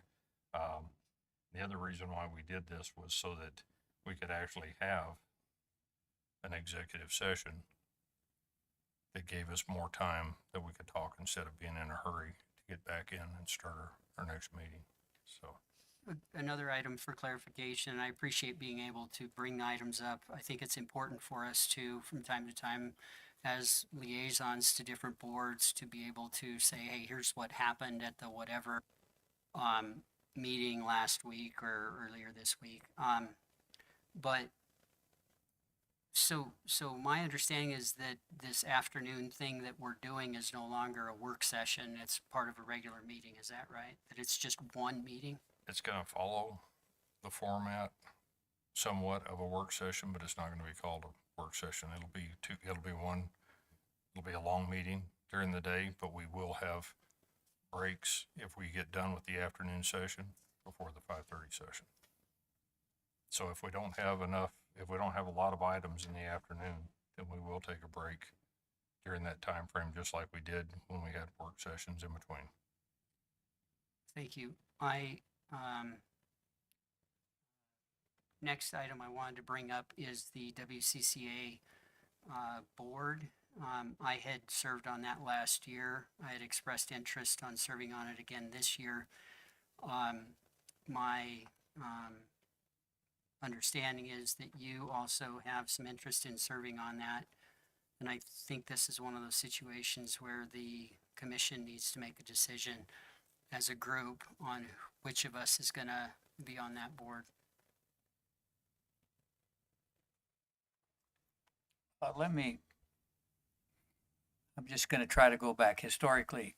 When I first got elected to this board, I got on it and I was told you were, that Jim was the, I think at that time was running for the chairmanship, and you were running for the vice chairmanship, and that these boards had already been assigned before I ever came on the board to bind me when I got here. So what happened then was Steve Friel got to be the chairman, and then Jim was the representative to go down to Cheyenne with the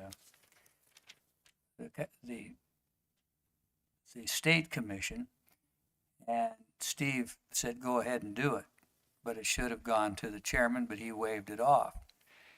And so then the next year you were the chairman, and Jim decided to wave it off and give it to you.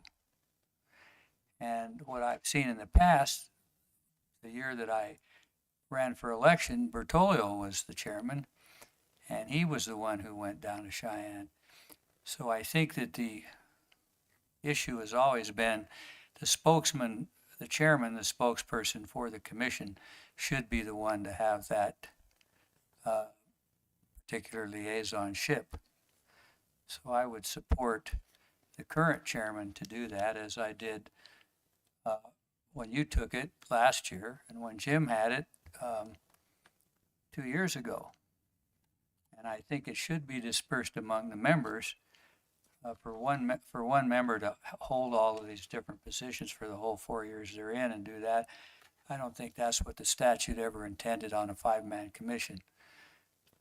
And other commissions that I've been involved with over the years, the chairman shifted every year, and so did some of these liaisons. And at this point, I see that you have Mr. Nicolais and all of the liaisons that you got before I even came on the board, the year we were both elected. And so I just think, in all fairness, they need to shift around a little bit in this year and in next year and oncoming years. The other commissioners can decide what they want. But I think it's a fair thing to have a different person every year, and the one that's the chairman of the commission be the one that's the spokesman and the representative to go down to Cheyenne. I have done a little background on this and looked at it, and traditionally, the chairman is the WCCA representative. That's what I stated before we ever had the elections, is that that's the way it should be. And I'm not gonna, I still hold to that feeling, is that is the chairman's position to represent. I mean, that's just part of it. Next year, when I'm not the chairman, then it'll be somebody else. And I believe the chairman position should be rotated, and I believe the WCCA position should be rotated to whoever that chairman is. And that's the way it's been for a long time, and I don't have any problem with staying that way. So that's my opinion. One other point is that there was no election last year for you to be the chairman. There was no election the year before that for Jim to be the chairman. And I don't believe there needs to be an election this year for Mr. North to be the chairman. The chairman does usually have the final say on the boards. So, Casey, what are your thoughts? Charlie, that's incorrect. So, Commissioner Laird, this body has power to do just about anything it wants with a majority decision. Whether it's typically done that way or not is a different issue.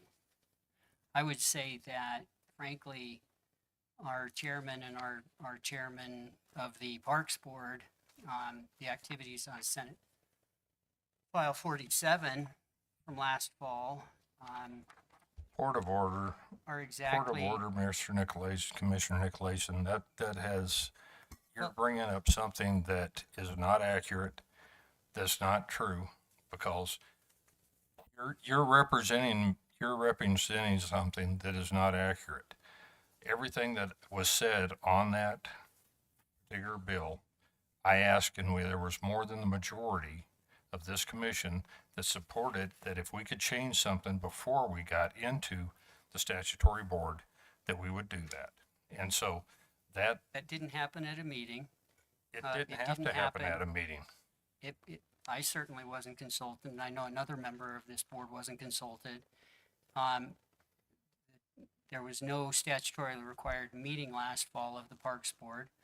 I think that I have some concerns with the representation, the fair and accurate representation of the position of the Natrona County Board of County Commissioners down in Cheyenne as of tomorrow.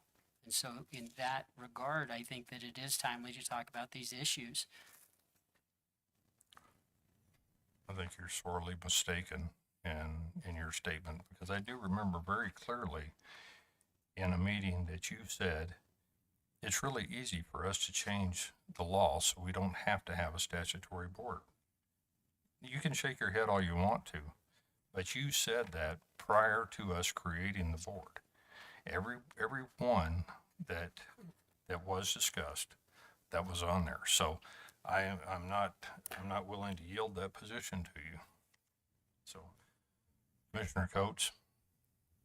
At the end of the day, the person that's on the WCCA certainly does have some representation of the county, but in general, that person should be representing the county and having discourse with his fellow commissioners to figure out what the unified position of the county would be at the WCCA. So that's one of the points that I consider, and I look at this personally. The two that would like the position, what do you bring to the table at the WCCA, and what's the vision for it? My position is to represent the county and what the county needs across the board. That includes being open, transparent, 100%, and getting the full input from the commission and not doing anything that's backdoor. I also believe in communication and giving that information out as is provided, which has not happened in the past. It may have been shared with a few, but it was not shared with all. And I just disagree with that 100%. And that's something that I do believe needs to be done fairly and equitably across the entire board, so we all can make decisions and not just a few.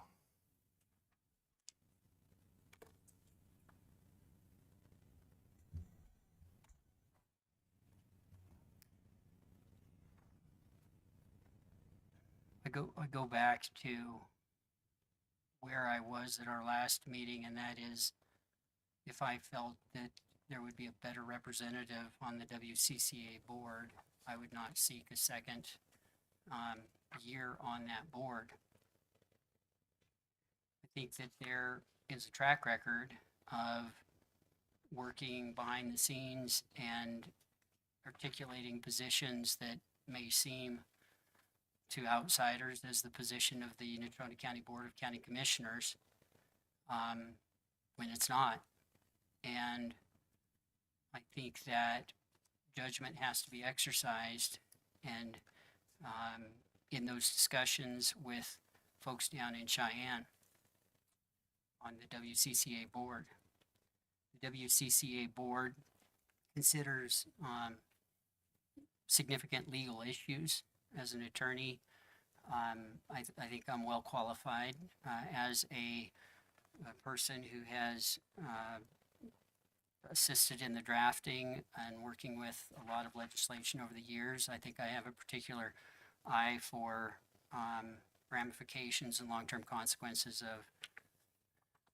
of legislation and proposed amendments to legislation, and can look out for our county in a way that best serves our constituents, our citizens as a whole, not just certain small special interest groups. So I think that I'm the better candidate for the position for this year.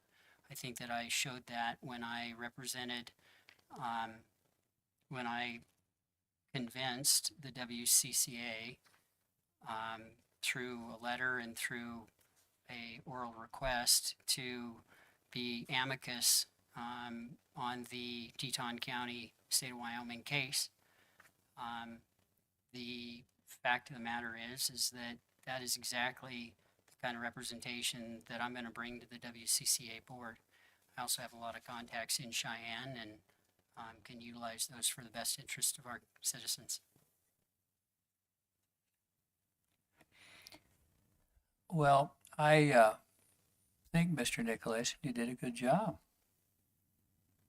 I think that there is more to that, though. I think that this commission has been criticized because they just don't get along with each other. And I'm sad about that. I truly am. And I feel that the past couple of years, a lot of things have happened here that didn't require a meeting that people just assumed to do. And now one of them is that particular chairmanship. And I really never commented on it. It was something that I wasn't personally interested in at the time. And I think at this point,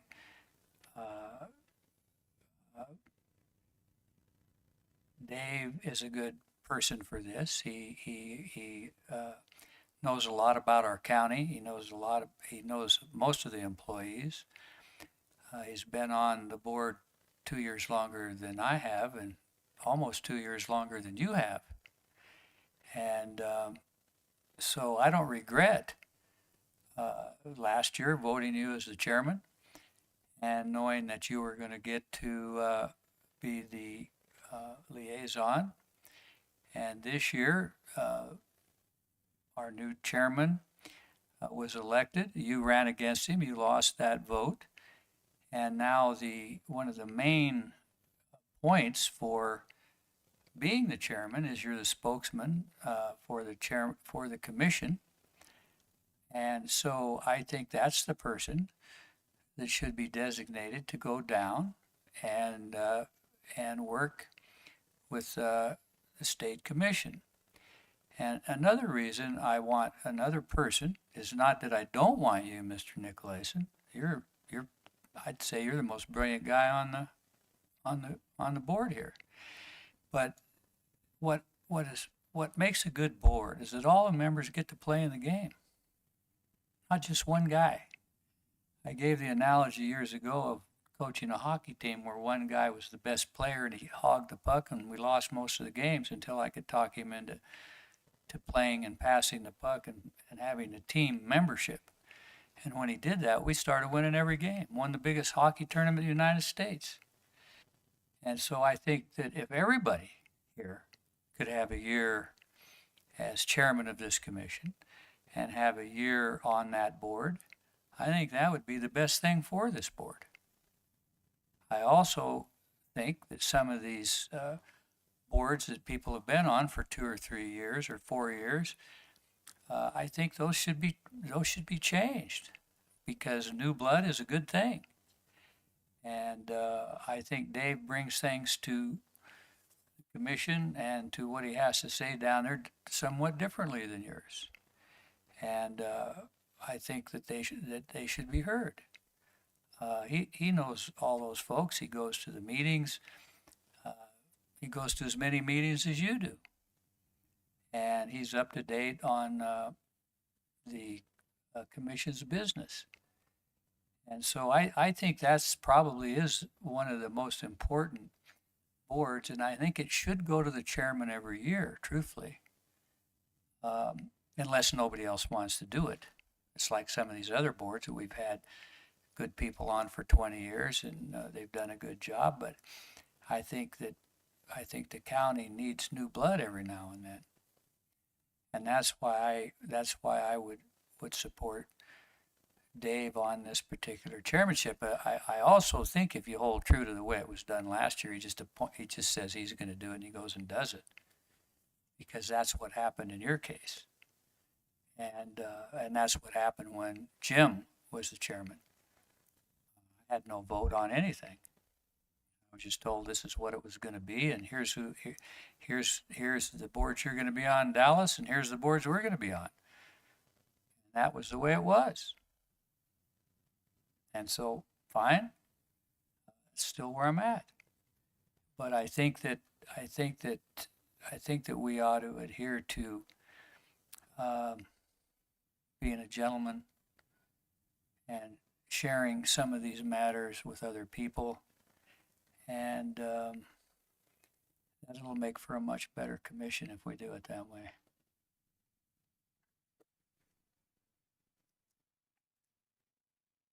Commissioner Coates.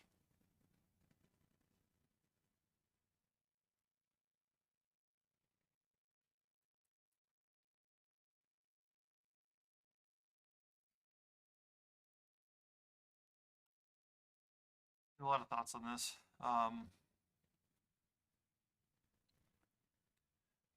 you know, Commissioner Laird, I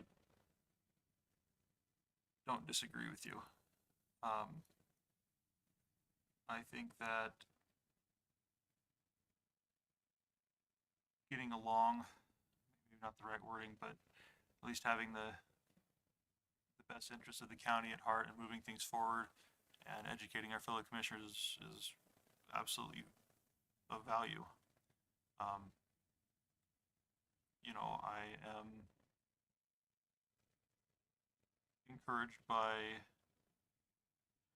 Chairman North's willingness to say that, you know what, next year, you know, we have a rotating chair, new chair, WCA goes with it.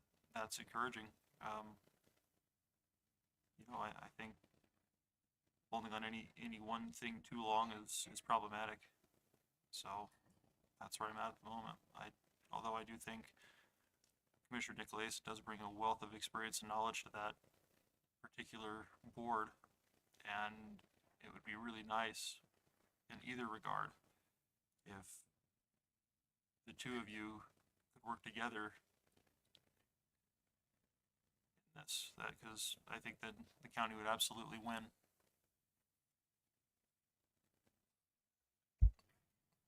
I agree, and that's one of the things that we need to do, is that we need to work together on everything that we're doing and not be so divisive and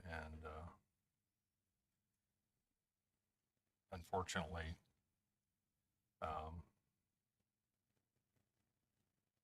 I don't always feel like that is a two-way street, that I am open and I'm willing to listen to other things, and I think that, and I do believe that the county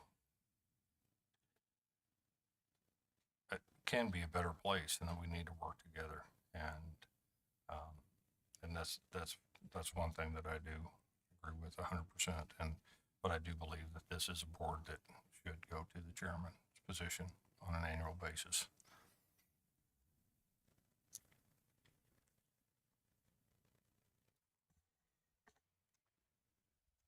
Mr. Chairman, I think we should also discuss the position of the county commission on the Senate File 47. I would make a motion to oppose Senate File number 47. Can I be recognized? Well, I don't think that that's up for a vote. I think that's an individual belief system there. No, I don't. I think as a commission, we should come to agreement on this. It was Well, I'm gonna say what I have the floor. I have the floor, Jim. I have the floor. I got recognized. Let me finish, please. There isn't a recognition. You either second it or. Well, you're not the chairman. Please let me finish.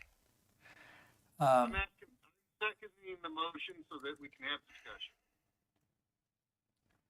I think it's out of order. There wasn't a motion called for. But what I'm saying is whether we want whatever anybody wants in terms of a statute is their business. And so, you know, even down at the state convention, they say, well, here's what the group wants, but people are then able to go and say, you know, if we disagree with that, what we disagree with. So I don't like the idea of somebody trying to bring up a vote on a statute that I may or may not agree with, and try to force something down my throat. I just don't think it's appropriate. Commissioner Milne. Sure. Thank you. So I did second it. We are having discussion at this point. And Commissioner Laird brings up a good point that within the CCA, we come to a consensus as a group. We represent, our representation is as that group. When an individual wishes to go against the group's decision, we, as a group, are notified by that commissioner of whatever county that they're going to testify or lobby against, or not lobby, but talk against the bill coming up. This is no different. We, as a group of county commissioners, should let the public know whether we are in support of a statutory board or if we want to have an advisory board. I have always been of the mind that this board, and ever since I've been on the commission, I've been pushing for a statutory board. There's other commissioners that I think should let the public, their people, know that they don't actually support the statutory board that their people actually want them to support. So yeah, I'm in favor of a vote here. I'd love to have one. Well, I think point of order. This isn't on the agenda. You're out of order, in my opinion. We did. And so now I'm going to ask the county attorney and the chairman, because you're out of order, besides interrupting people.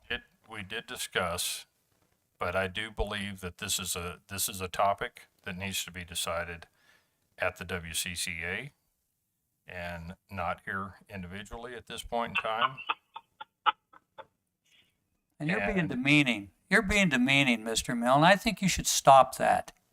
Mr. Chairman, I have some discussion on the pending motion.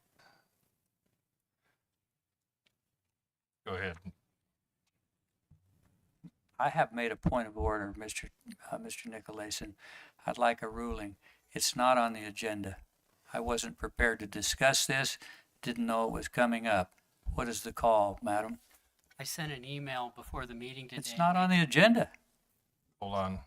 Mr. Chairman, we haven't adopted the agenda, so I think once you adopt the agenda, you're set.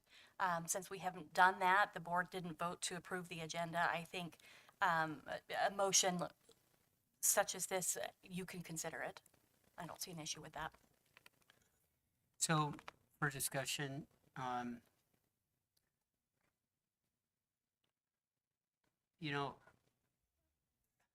Natrona County is a poster child for poorly operated parks and recreational facilities. And you, as the board liaison, I think know that firsthand. It's a tragedy because Natrona County has world-class parks and recreation opportunities that I think have unlimited potential for development. I think the only way that's going to happen is if we stick with the statutes that have been in place since 1994, and I think they were created decades before that, and in the substantially similar fashion that we see today in 18-9, 201, 202. I think that we need to take a position as a board, since you are going to be down there, and you have already been in touch with many of our Natrona County representatives who were under the impression that you were speaking on behalf of this commission or on behalf of the Parks Board, neither of which is the case. You were speaking on behalf of your support for destroying the trust outside board on your own behalf. I think that it's ripe for confusion if we don't take a position on this as a board. You're welcome to continue lobbying on your own individual behalf with your own beliefs. Commissioner Laird is too. But as a board, I think we need clarification. Well, I'm going to disagree with you on that. I think this is something that we need to talk about down at the WCCA meeting. And I do think this is out of order. I call the question. You didn't have the floor. I did. You can call the question at any time. If I have the floor, you're not relinquish the floor to you. So at this point in time, so I don't believe that this is something that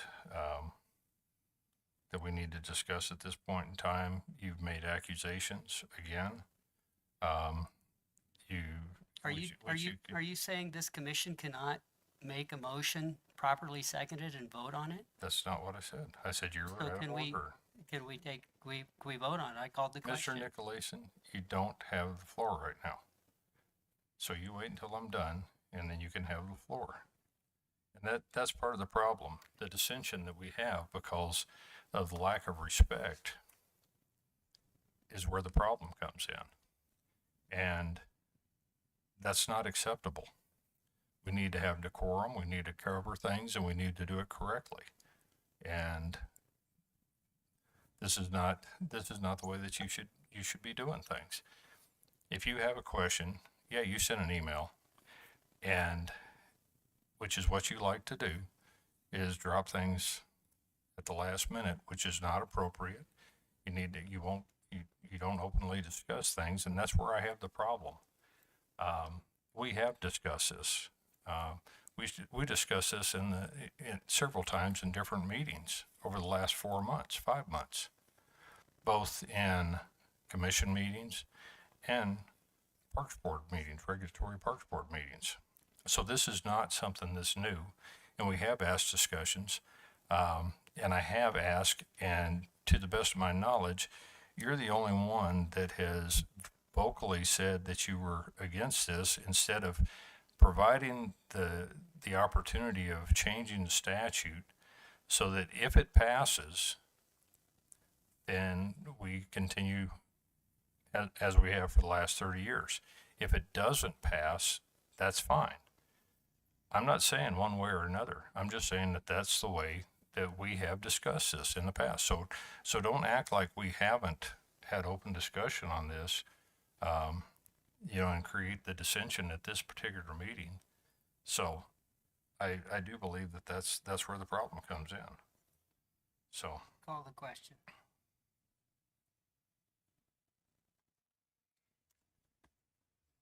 All right. Just a little more discussion. Mr. Nicolason? That's improper, Mr. Laird. Well, but I'd like to know, It's I'd like to improper. know what You have- the statute is that you want us to vote on. Do you have a copy of it so I can read it?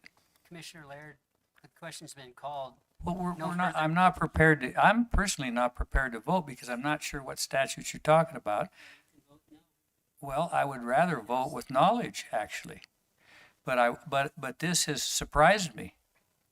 I'm surprised by this, and it's not on the agenda. Question's been called.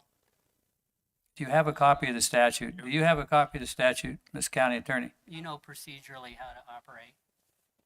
Yeah, I do. Unfortunately, you don't always follow those procedures either. So, which is sad because that's exactly what we need to get over. We need to follow and be candor, but we need to be polite and courteous to each other. And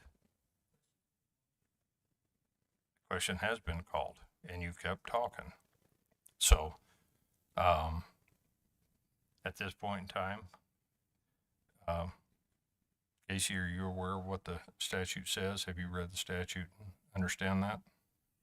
I have, and I do understand it. Okay. Commissioner Laird, I actually haven't read it. I understand, I think what they're trying to say in it, and I really don't have an opinion until I can take a look at it and read it. So if somebody has it somewhere, I can read it in just a few minutes. Point of order, for our county attorney, when the question's been called, how do we proceed? So, Mr. Chairman, Commissioner Nicolason, I believe that you can continue with discussion. If there's further discussion, it doesn't necessarily sound like there is, so then I believe you should take a vote. all right. All in favor, say aye. All opposed, say nay. No? I was an aye. All right, so we have 3 ayes and 2 nays, so the position carries. All right, on to the consent agenda. Do we have a motion to approve the consent agenda? Second. All in favor, say aye. All opposed? Aye. All right.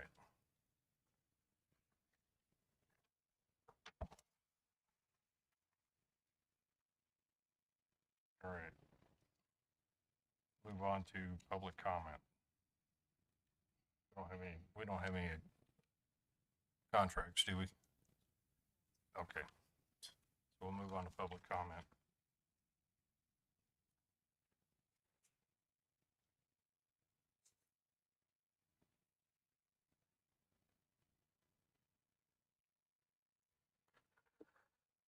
Thank you. Chairman North, members of the commission, my name is Keith Tyler, resident of Casper, Natrona County. Do you need further address than that? I came here tonight because I wanted to speak about the Statutory Recreation Board, or Statutory Parks Board, sorry. Sounds like you may have already kind of addressed part of my concern and issues. But I think you still should hear from me as part of the public that's concerned about this issue.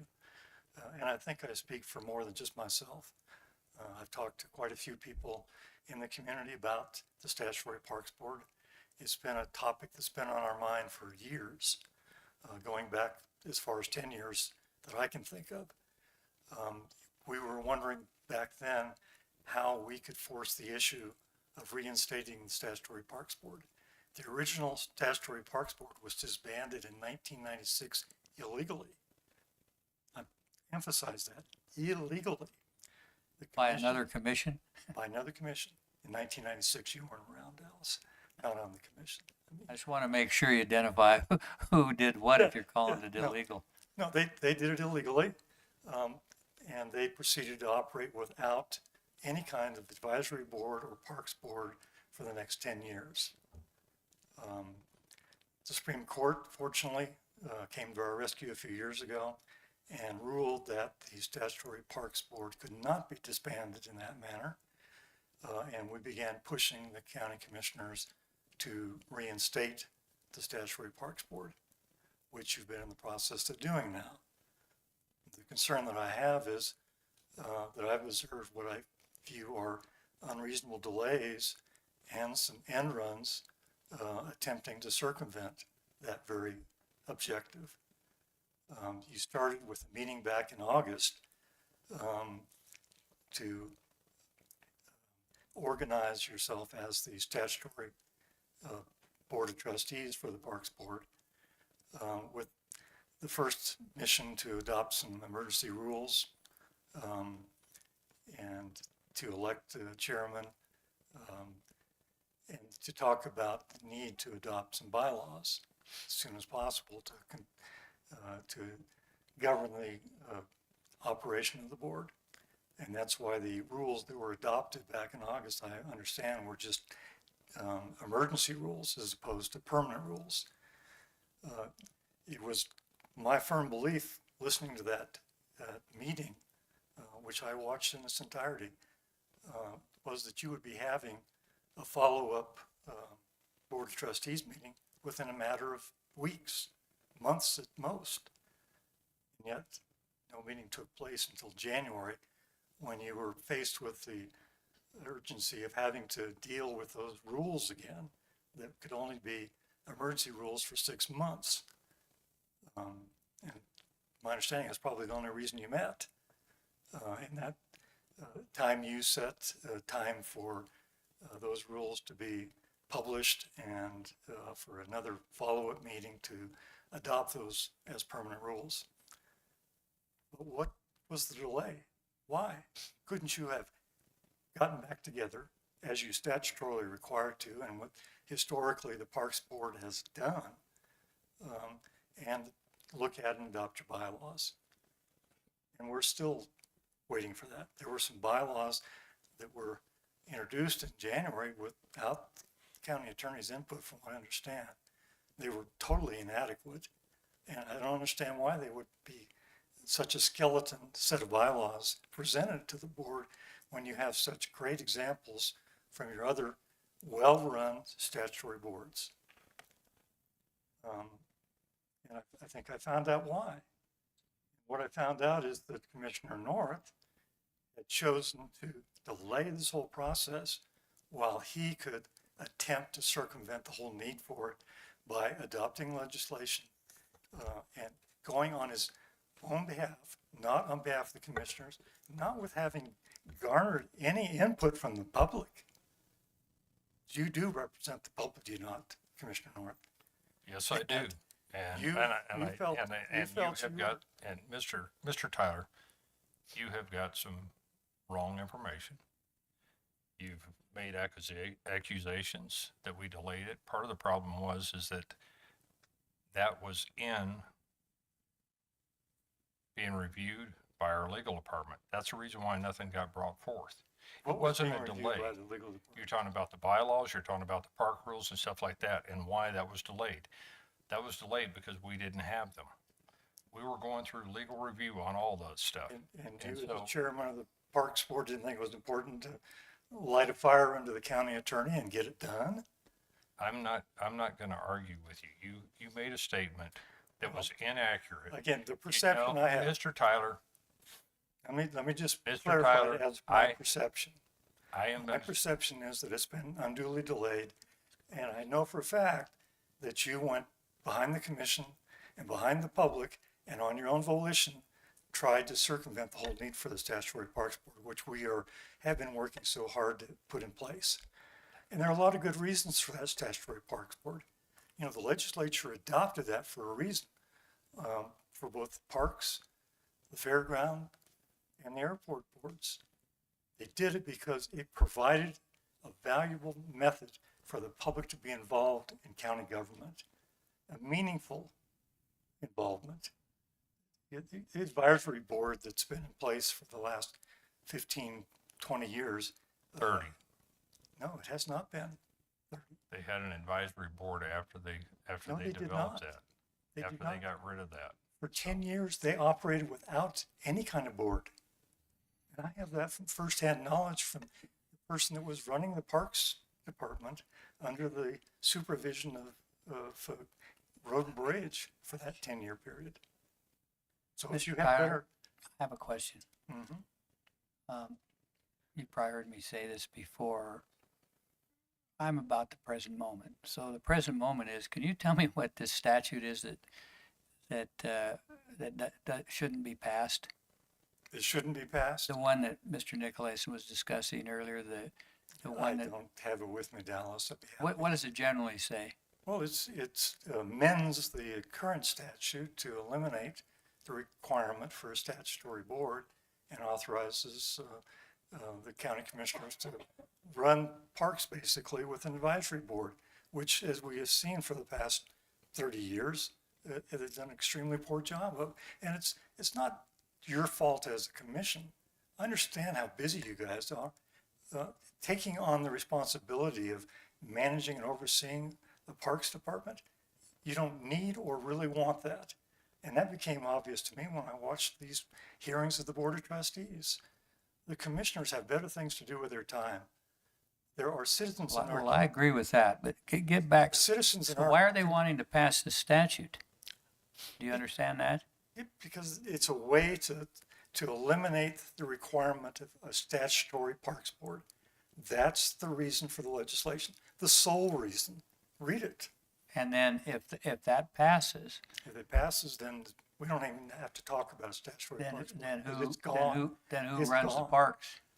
Commissioners? You, Which is what supposedly we've been doing all along. and doing a piss poor job of it. Well, I mean, again, there is a reason for a statutory parks board. You have citizens that have a genuine interest in what goes on in our parks, that can oversee the management of the parks board. They can set goals and objectives. Clearly, all that is subject to the overview by the commission. so but they you, don't have so to you get want it involved to in be like a board like the airport board is Well, that's what it was. That's and the what it should library be. board. That's Yes, what you're getting at here. Absolutely. So that you would want, perhaps yourself to serve on it. I would volunteer to serve, but you would never put me on the board, and I understand why, and that's fine. Well, I think you're not a very good mind reader. Well, you might. I, but I've understand known other you, people. I've known you for a long time, and I'm surprised at how you are attacking our chairman about some past events, and then even saying something like that to me. I'm kind of for a citizens parks board that run the Good to hear parks that. board. I don't want to be the one running the parks board. I'm very Personally. glad to hear that, Dallas. So, But that's not the perception. And well, but again, you I don't had- have, you I don't had have, an I'm not incorrect privy to perception. all the backstory facts here, Dallas. I know that. I know, and I But the also know that perception- you're Mr. Nicolason's cousin. I know that too. So, Well, but the point that- here that's is that irrelevant this is me and because- you speaking now, okay? So I wanna do what's right by the people. I wanna do what's right to have a good parks board. Good. And I'm happy with the airport board. I served on that. I was happy with the medical center board. I served on that. So I know what kind of a job it is to serve on boards, and I know what you've done in the community for providing for different running lanes and bicycling lanes, and I think you've done a good job, and I respect your ability as a lawyer. So I want you to understand that. So when I'm asking you these questions, I'm just trying to get information for myself, because I believe that if I don't support this statute, I'll call the legislature and tell them. And but tonight I just wasn't prepared for that because I didn't see it on the agenda. And I wasn't prepared for that to come up tonight either, Dallas. I came here simply to provide public input and my perception. Yeah, and I Because understand that. I don't know that you all know how important a lot of us think the Statutory Parks Board is and would be to the community. I think it is important. Good. I think it is important. I- Now, I think there's a more kindly way of presenting information, so I am a little surprised at how you handle yourself here, because I look to you for information. I look to all the citizens for information, and I listen to them. And I have my own opinion. Sorry if I offended you, Dallas, in the way I presented it. Well, but I think I'm doing it the I best way think I you know were how. offensive. Yes, I do believe that, and I wish you wouldn't do that. It's an ethical thing with me. I don't want to be offensive with anybody. I like I'm to not hear trying to the be public. offensive. I'm trying to convey a point. But I think that it should, things here have been a little heated. And I guess we have a little gap in our rules about putting things on the agenda and discussing them that aren't on the agenda presently. So I hope we can get that. We've never passed the Roberts Rules of Orders, or that probably would have taken care of it. I'm hoping we get that done at some point. Well, But I hear what you're saying, and I'm gonna go read that statute, and I know how I feel about the Parks Board. and do you know who approached Bill Landon to prepare that legislation? No, I don't. Well, I've talked to Bill Landon about it. Well, good. And I know Bill Lannon. I'm gonna give him a call. I was gonna call him before today. I just haven't had a chance. which, gives rise to my concerns that I've expressed previously about what Commissioner North has done behind the scenes. Because it seems to He's me that entitled if you're to go going to talk take to a people. position, He's entitled to express his opinion. well, he That's is what entitled America's all about. Not as a representative of the commission. He's entitled to express his opinion just as I am. But I'm not representing the entire body of the county commissioners. And if he's representing that to Bill Landon, to have him draft a piece of legislation that the Natrona County Commissioners want to see passed in the legislation, I think that's important for Well, the now public you're to know. putting a bunch of hearsay on me. I am not. Well, yes, I you talked are. to It's Bill what somebody Landon. else told you. You know what hearsay is. Well, You're not talking to me about your we own talk- personal we- knowledge. we're not in a courtroom, Dallas. Well, you might ask him what he said. Well, if you'd like to volunteer about You how, have to ask him the question yourself, but you're spewing a bunch of stuff that you've heard from other people and acting like you know what the truth of it is. I don't even know what the truth of it is. Do I think a commissioner can go to Bill Lannon and say, what about a bill here? Here's what I think about the Parks Board? Yeah, I think he can do that. I think he can do that as an individual, but not when he speaks for Well, the commission. Well, see, that's your opinion, but I disagree with that opinion.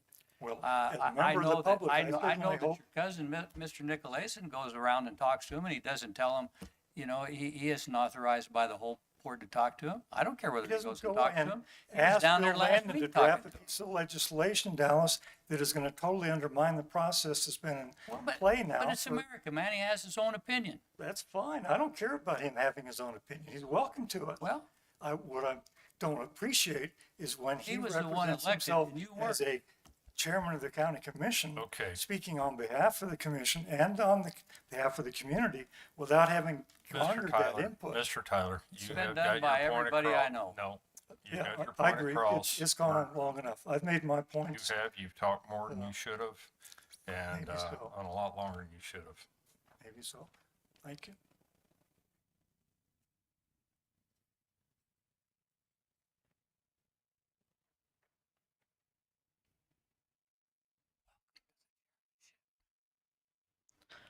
Rosemary Saban, Natrona County resident.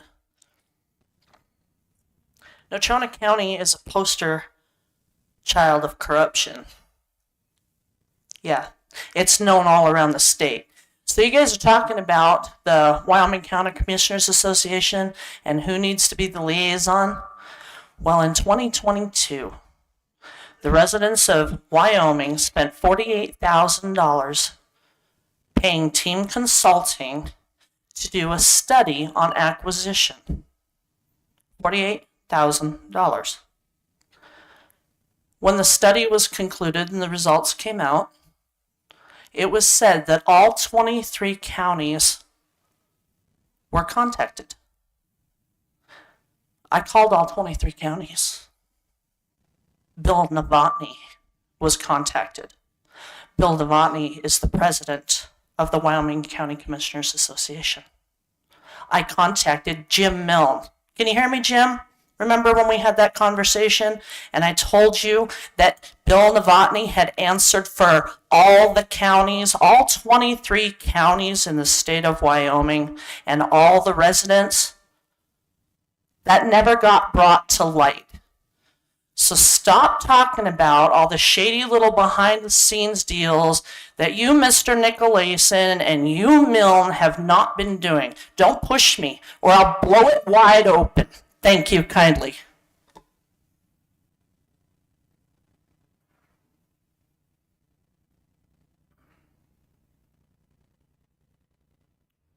Any other public comment?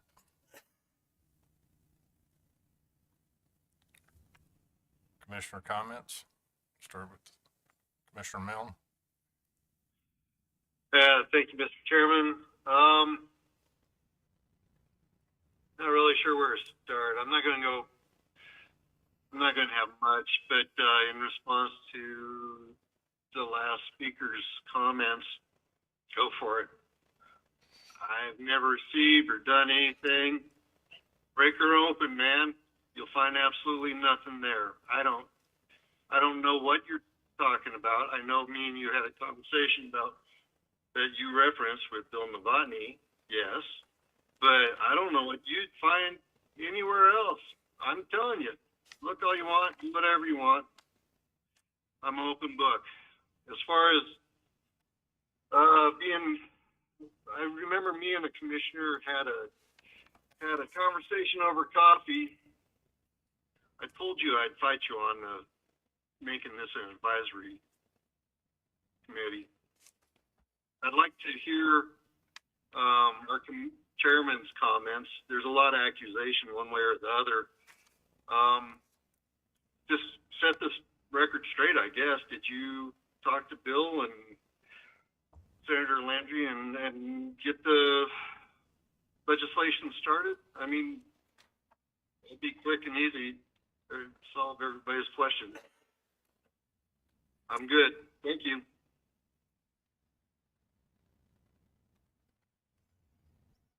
I'm going to change the subject if I can go next. All right, Commissioner Laird. I'm going to read a text that was sent to me by a pretty knowledgeable fellow. He was listening to the meeting and he said this. This goes back to our building. We built, just so you know, the commission built a building on somebody else's land. We don't own the land that we built the Nordic Lodge on. The city owns it. We're now in some negotiations with the city about that. But I think that was done under Mr. Nicolason and Mr. Milne's running of this commission. But in any event, the comment he made is this. I'm just going to read what he said. It's very short. No fire suppression or alarm system for a $2.5 million building? And he's lit that up. He says, wow, voters should be pissed. Staff needs a leader to keep this all together, and he says hire a county manager, something which I've advocated for a while. But when I heard that we built this $2.5 million building on somebody else's land and it doesn't have fire suppression and you can only put 99 people in there, I'm going, who's in charge here? Because it wasn't Mr. North. It wasn't me. It was two other guys running that project. And so I don't blame them either. We have a guy that's supposed to be looking into that. We have people we've hired. I don't know that it's worth finding out what happened. We had another issue where the parking lot sunk in and we had to spend a bunch of money to fix that. And so in that situation, I'm in favor of paying the 20 grand now and getting that fire suppression system in there, because if we wait a year, like the fire marshal said, what I've seen about how much money things cost as we go along, it'll be 40,000. That's what it'll be. But I do think that we need some sort of a county manager or county agent that works directly for the commissioners, that is here from 8 to 5 every day and checks on all these projects and reports to us. Because the chairmen spend more time at this job than the non-chairmen do. And I appreciate that. I know how hard the ones I've known that have done that job work and the hours they put in. And I think that there's 5 commissioners and there's going to be a difference of opinion on many things. It isn't any different than the legislature of the United States of America. You have all kinds of disagreements, and sometimes they come together and they figure it out and they make good decisions. When they're fighting and they're arguing and all of that about little things, you can't get anything done. But I'm going to point out when I hear people come in, they're entitled to say what they want, but then I'm entitled to say what I want too. And if I think there's issues there behind things that really aren't proper or aren't necessary, I think this thing with our building up on the mountain, we're going to solve that. One of the things we have to do, gentlemen, is the city's advised me that the property they're going to trade us for, that property they've had appraised. And this has been going on for a couple of years. We haven't had any of our property appraised. It surprised the city personnel I was talking to. I said, I don't think we've had ours appraised. I would like to have seen that trade made today. And that gets the property for the building in our name. And then we trade them some property. And we do have kind of a deal, but we don't have a deal. It's just an oral deal. And so we have to figure out the land they want from us and the land they're giving to us are of a somewhat similar value. You'll never get it right on the money. And when I had a conversation with the city manager the other day, he gave me his information. He says, we're ready to go on this. And I said, I really don't think we've had the property appraised. I don't know why we haven't had the property appraised. Should have been done a couple, 3 years ago, maybe. I don't know. But we can have it appraised now. It's going to be a cost. And then we can decide if the trade is a reasonable trade, which I think it probably will be. They're giving us 400 acres of mountain property. We're giving them a little more valuable property here in Casper, which is some property down on the sandbar, which was the buildings that the old health department are in, that they'll move out of when we get our new building built. We've discussed that. Everybody understands that. But we're not in a position right now where we can close the deal. And then I hear this about a fire suppression system. We started out with the commissioners voting out the fireplace. I said, how do we have a Nordic Lodge without a fireplace? So then we have a bunch of people who donated money to build the fireplace, which was a good deal. Now the fireplace is up there. It's one of the things the people wanted. But we went the long way around on all this stuff.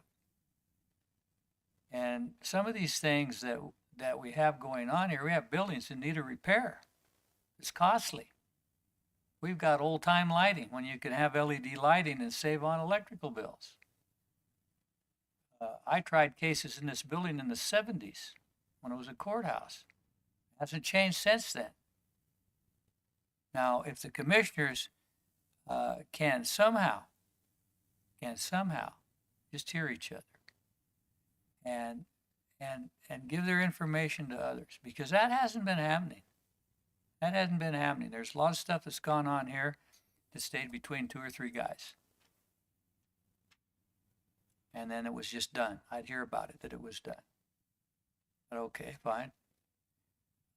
But that doesn't mean that I'm not going to bring it up. And so I think that anybody who runs the commission, and Dave North has said that he wants to hear from everybody and then make a decision. I think we should adopt Robert's Rules of Order because I think we all need to be orderly. And I'm just as guilty as anybody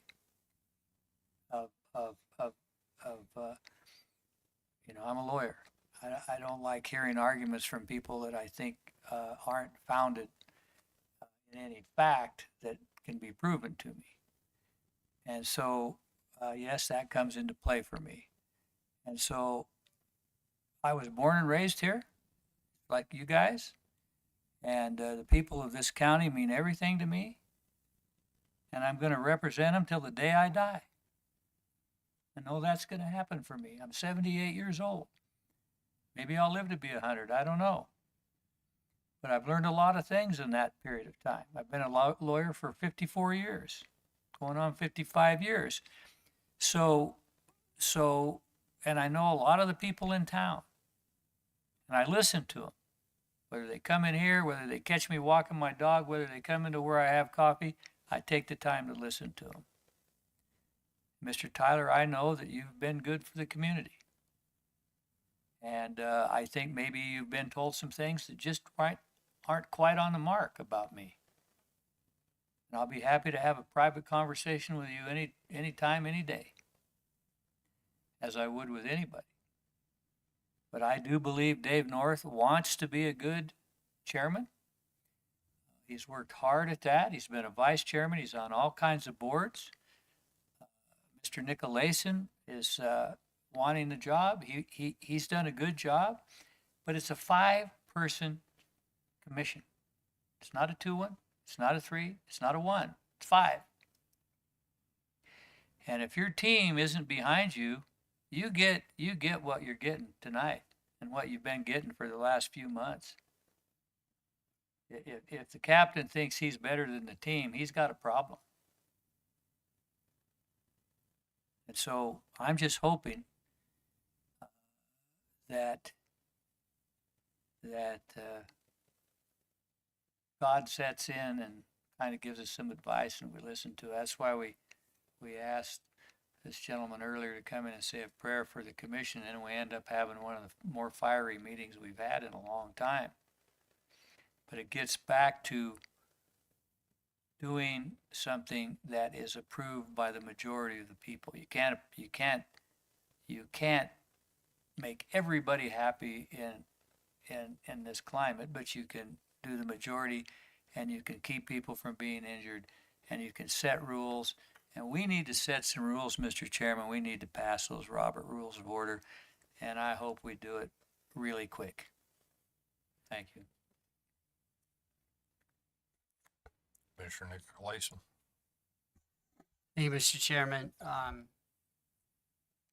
I fully support getting an alarm system for that Nordic Center, Trail Center as soon as possible. I'm not sure who's going to end up paying for it. I'm not sure that we should, but it needs to happen. And so certainly I don't think we should delay on that. For Commissioner Laird, with regard to your conversation with the city on the property swap, I don't believe that the city to date has formally included the health department property that over on Spruce Street as part of the package. And I think that came up in December informally when the library indicated that it didn't want to move forward with a swap with the foundation's property and the city's property. So we don't have an appraisal on that Spruce Street current health department location. I think we probably need to get one. The other parcels, but just remember that wasn't even on the table for city acquisition until very recently. And they, like I said, they still today haven't formally said we want that as part of the package. Now I'm under the impression that they do. The other parcels are small remnants. And I think that what we tried to do as a county last year was run the traps on whether any of those parcels should be retained or whether there was whether one of our departments or our sheriff's department, for example, felt strongly about some of those parcels. And in fact, the sheriff's department did feel pretty strongly about a couple of those parcels. And so we took those off the table last year. I would love to get that land swap completed, and I think it's something that we need to do. And yes, we do have a property that has been constructed on property that is technically owned, although operated by the county. But that's true with respect to the former lodge, and that's true with respect to our management for I don't know how many years. I 30 years maybe up there. So I'm confident that it'll get done. But clearly with the building of that value, that needs to happen as soon as possible. Thank you. Commissioner Coates. This certainly has been an interesting night, to say the very least. You know, in my view, we're experiencing the favor and the folly of our forefathers in that the commissioners that came before us. Unfortunately, apart from looking at past commissions today, since we opened with repair, I think it's appropriate to highlight the fact that I believe the spirit of the serpent has invaded the hearts and minds of this board. Moving forward, it's my view that this board has the duty to move the county forward beyond our personal disagreements. Very much so as the junior of this board across a number of dimensions, I implore us to seek progress, leave all this childishness behind for the good of the county overall. Thank you. All I'm going to say is that I appreciate everything you just said, and I agree 100%.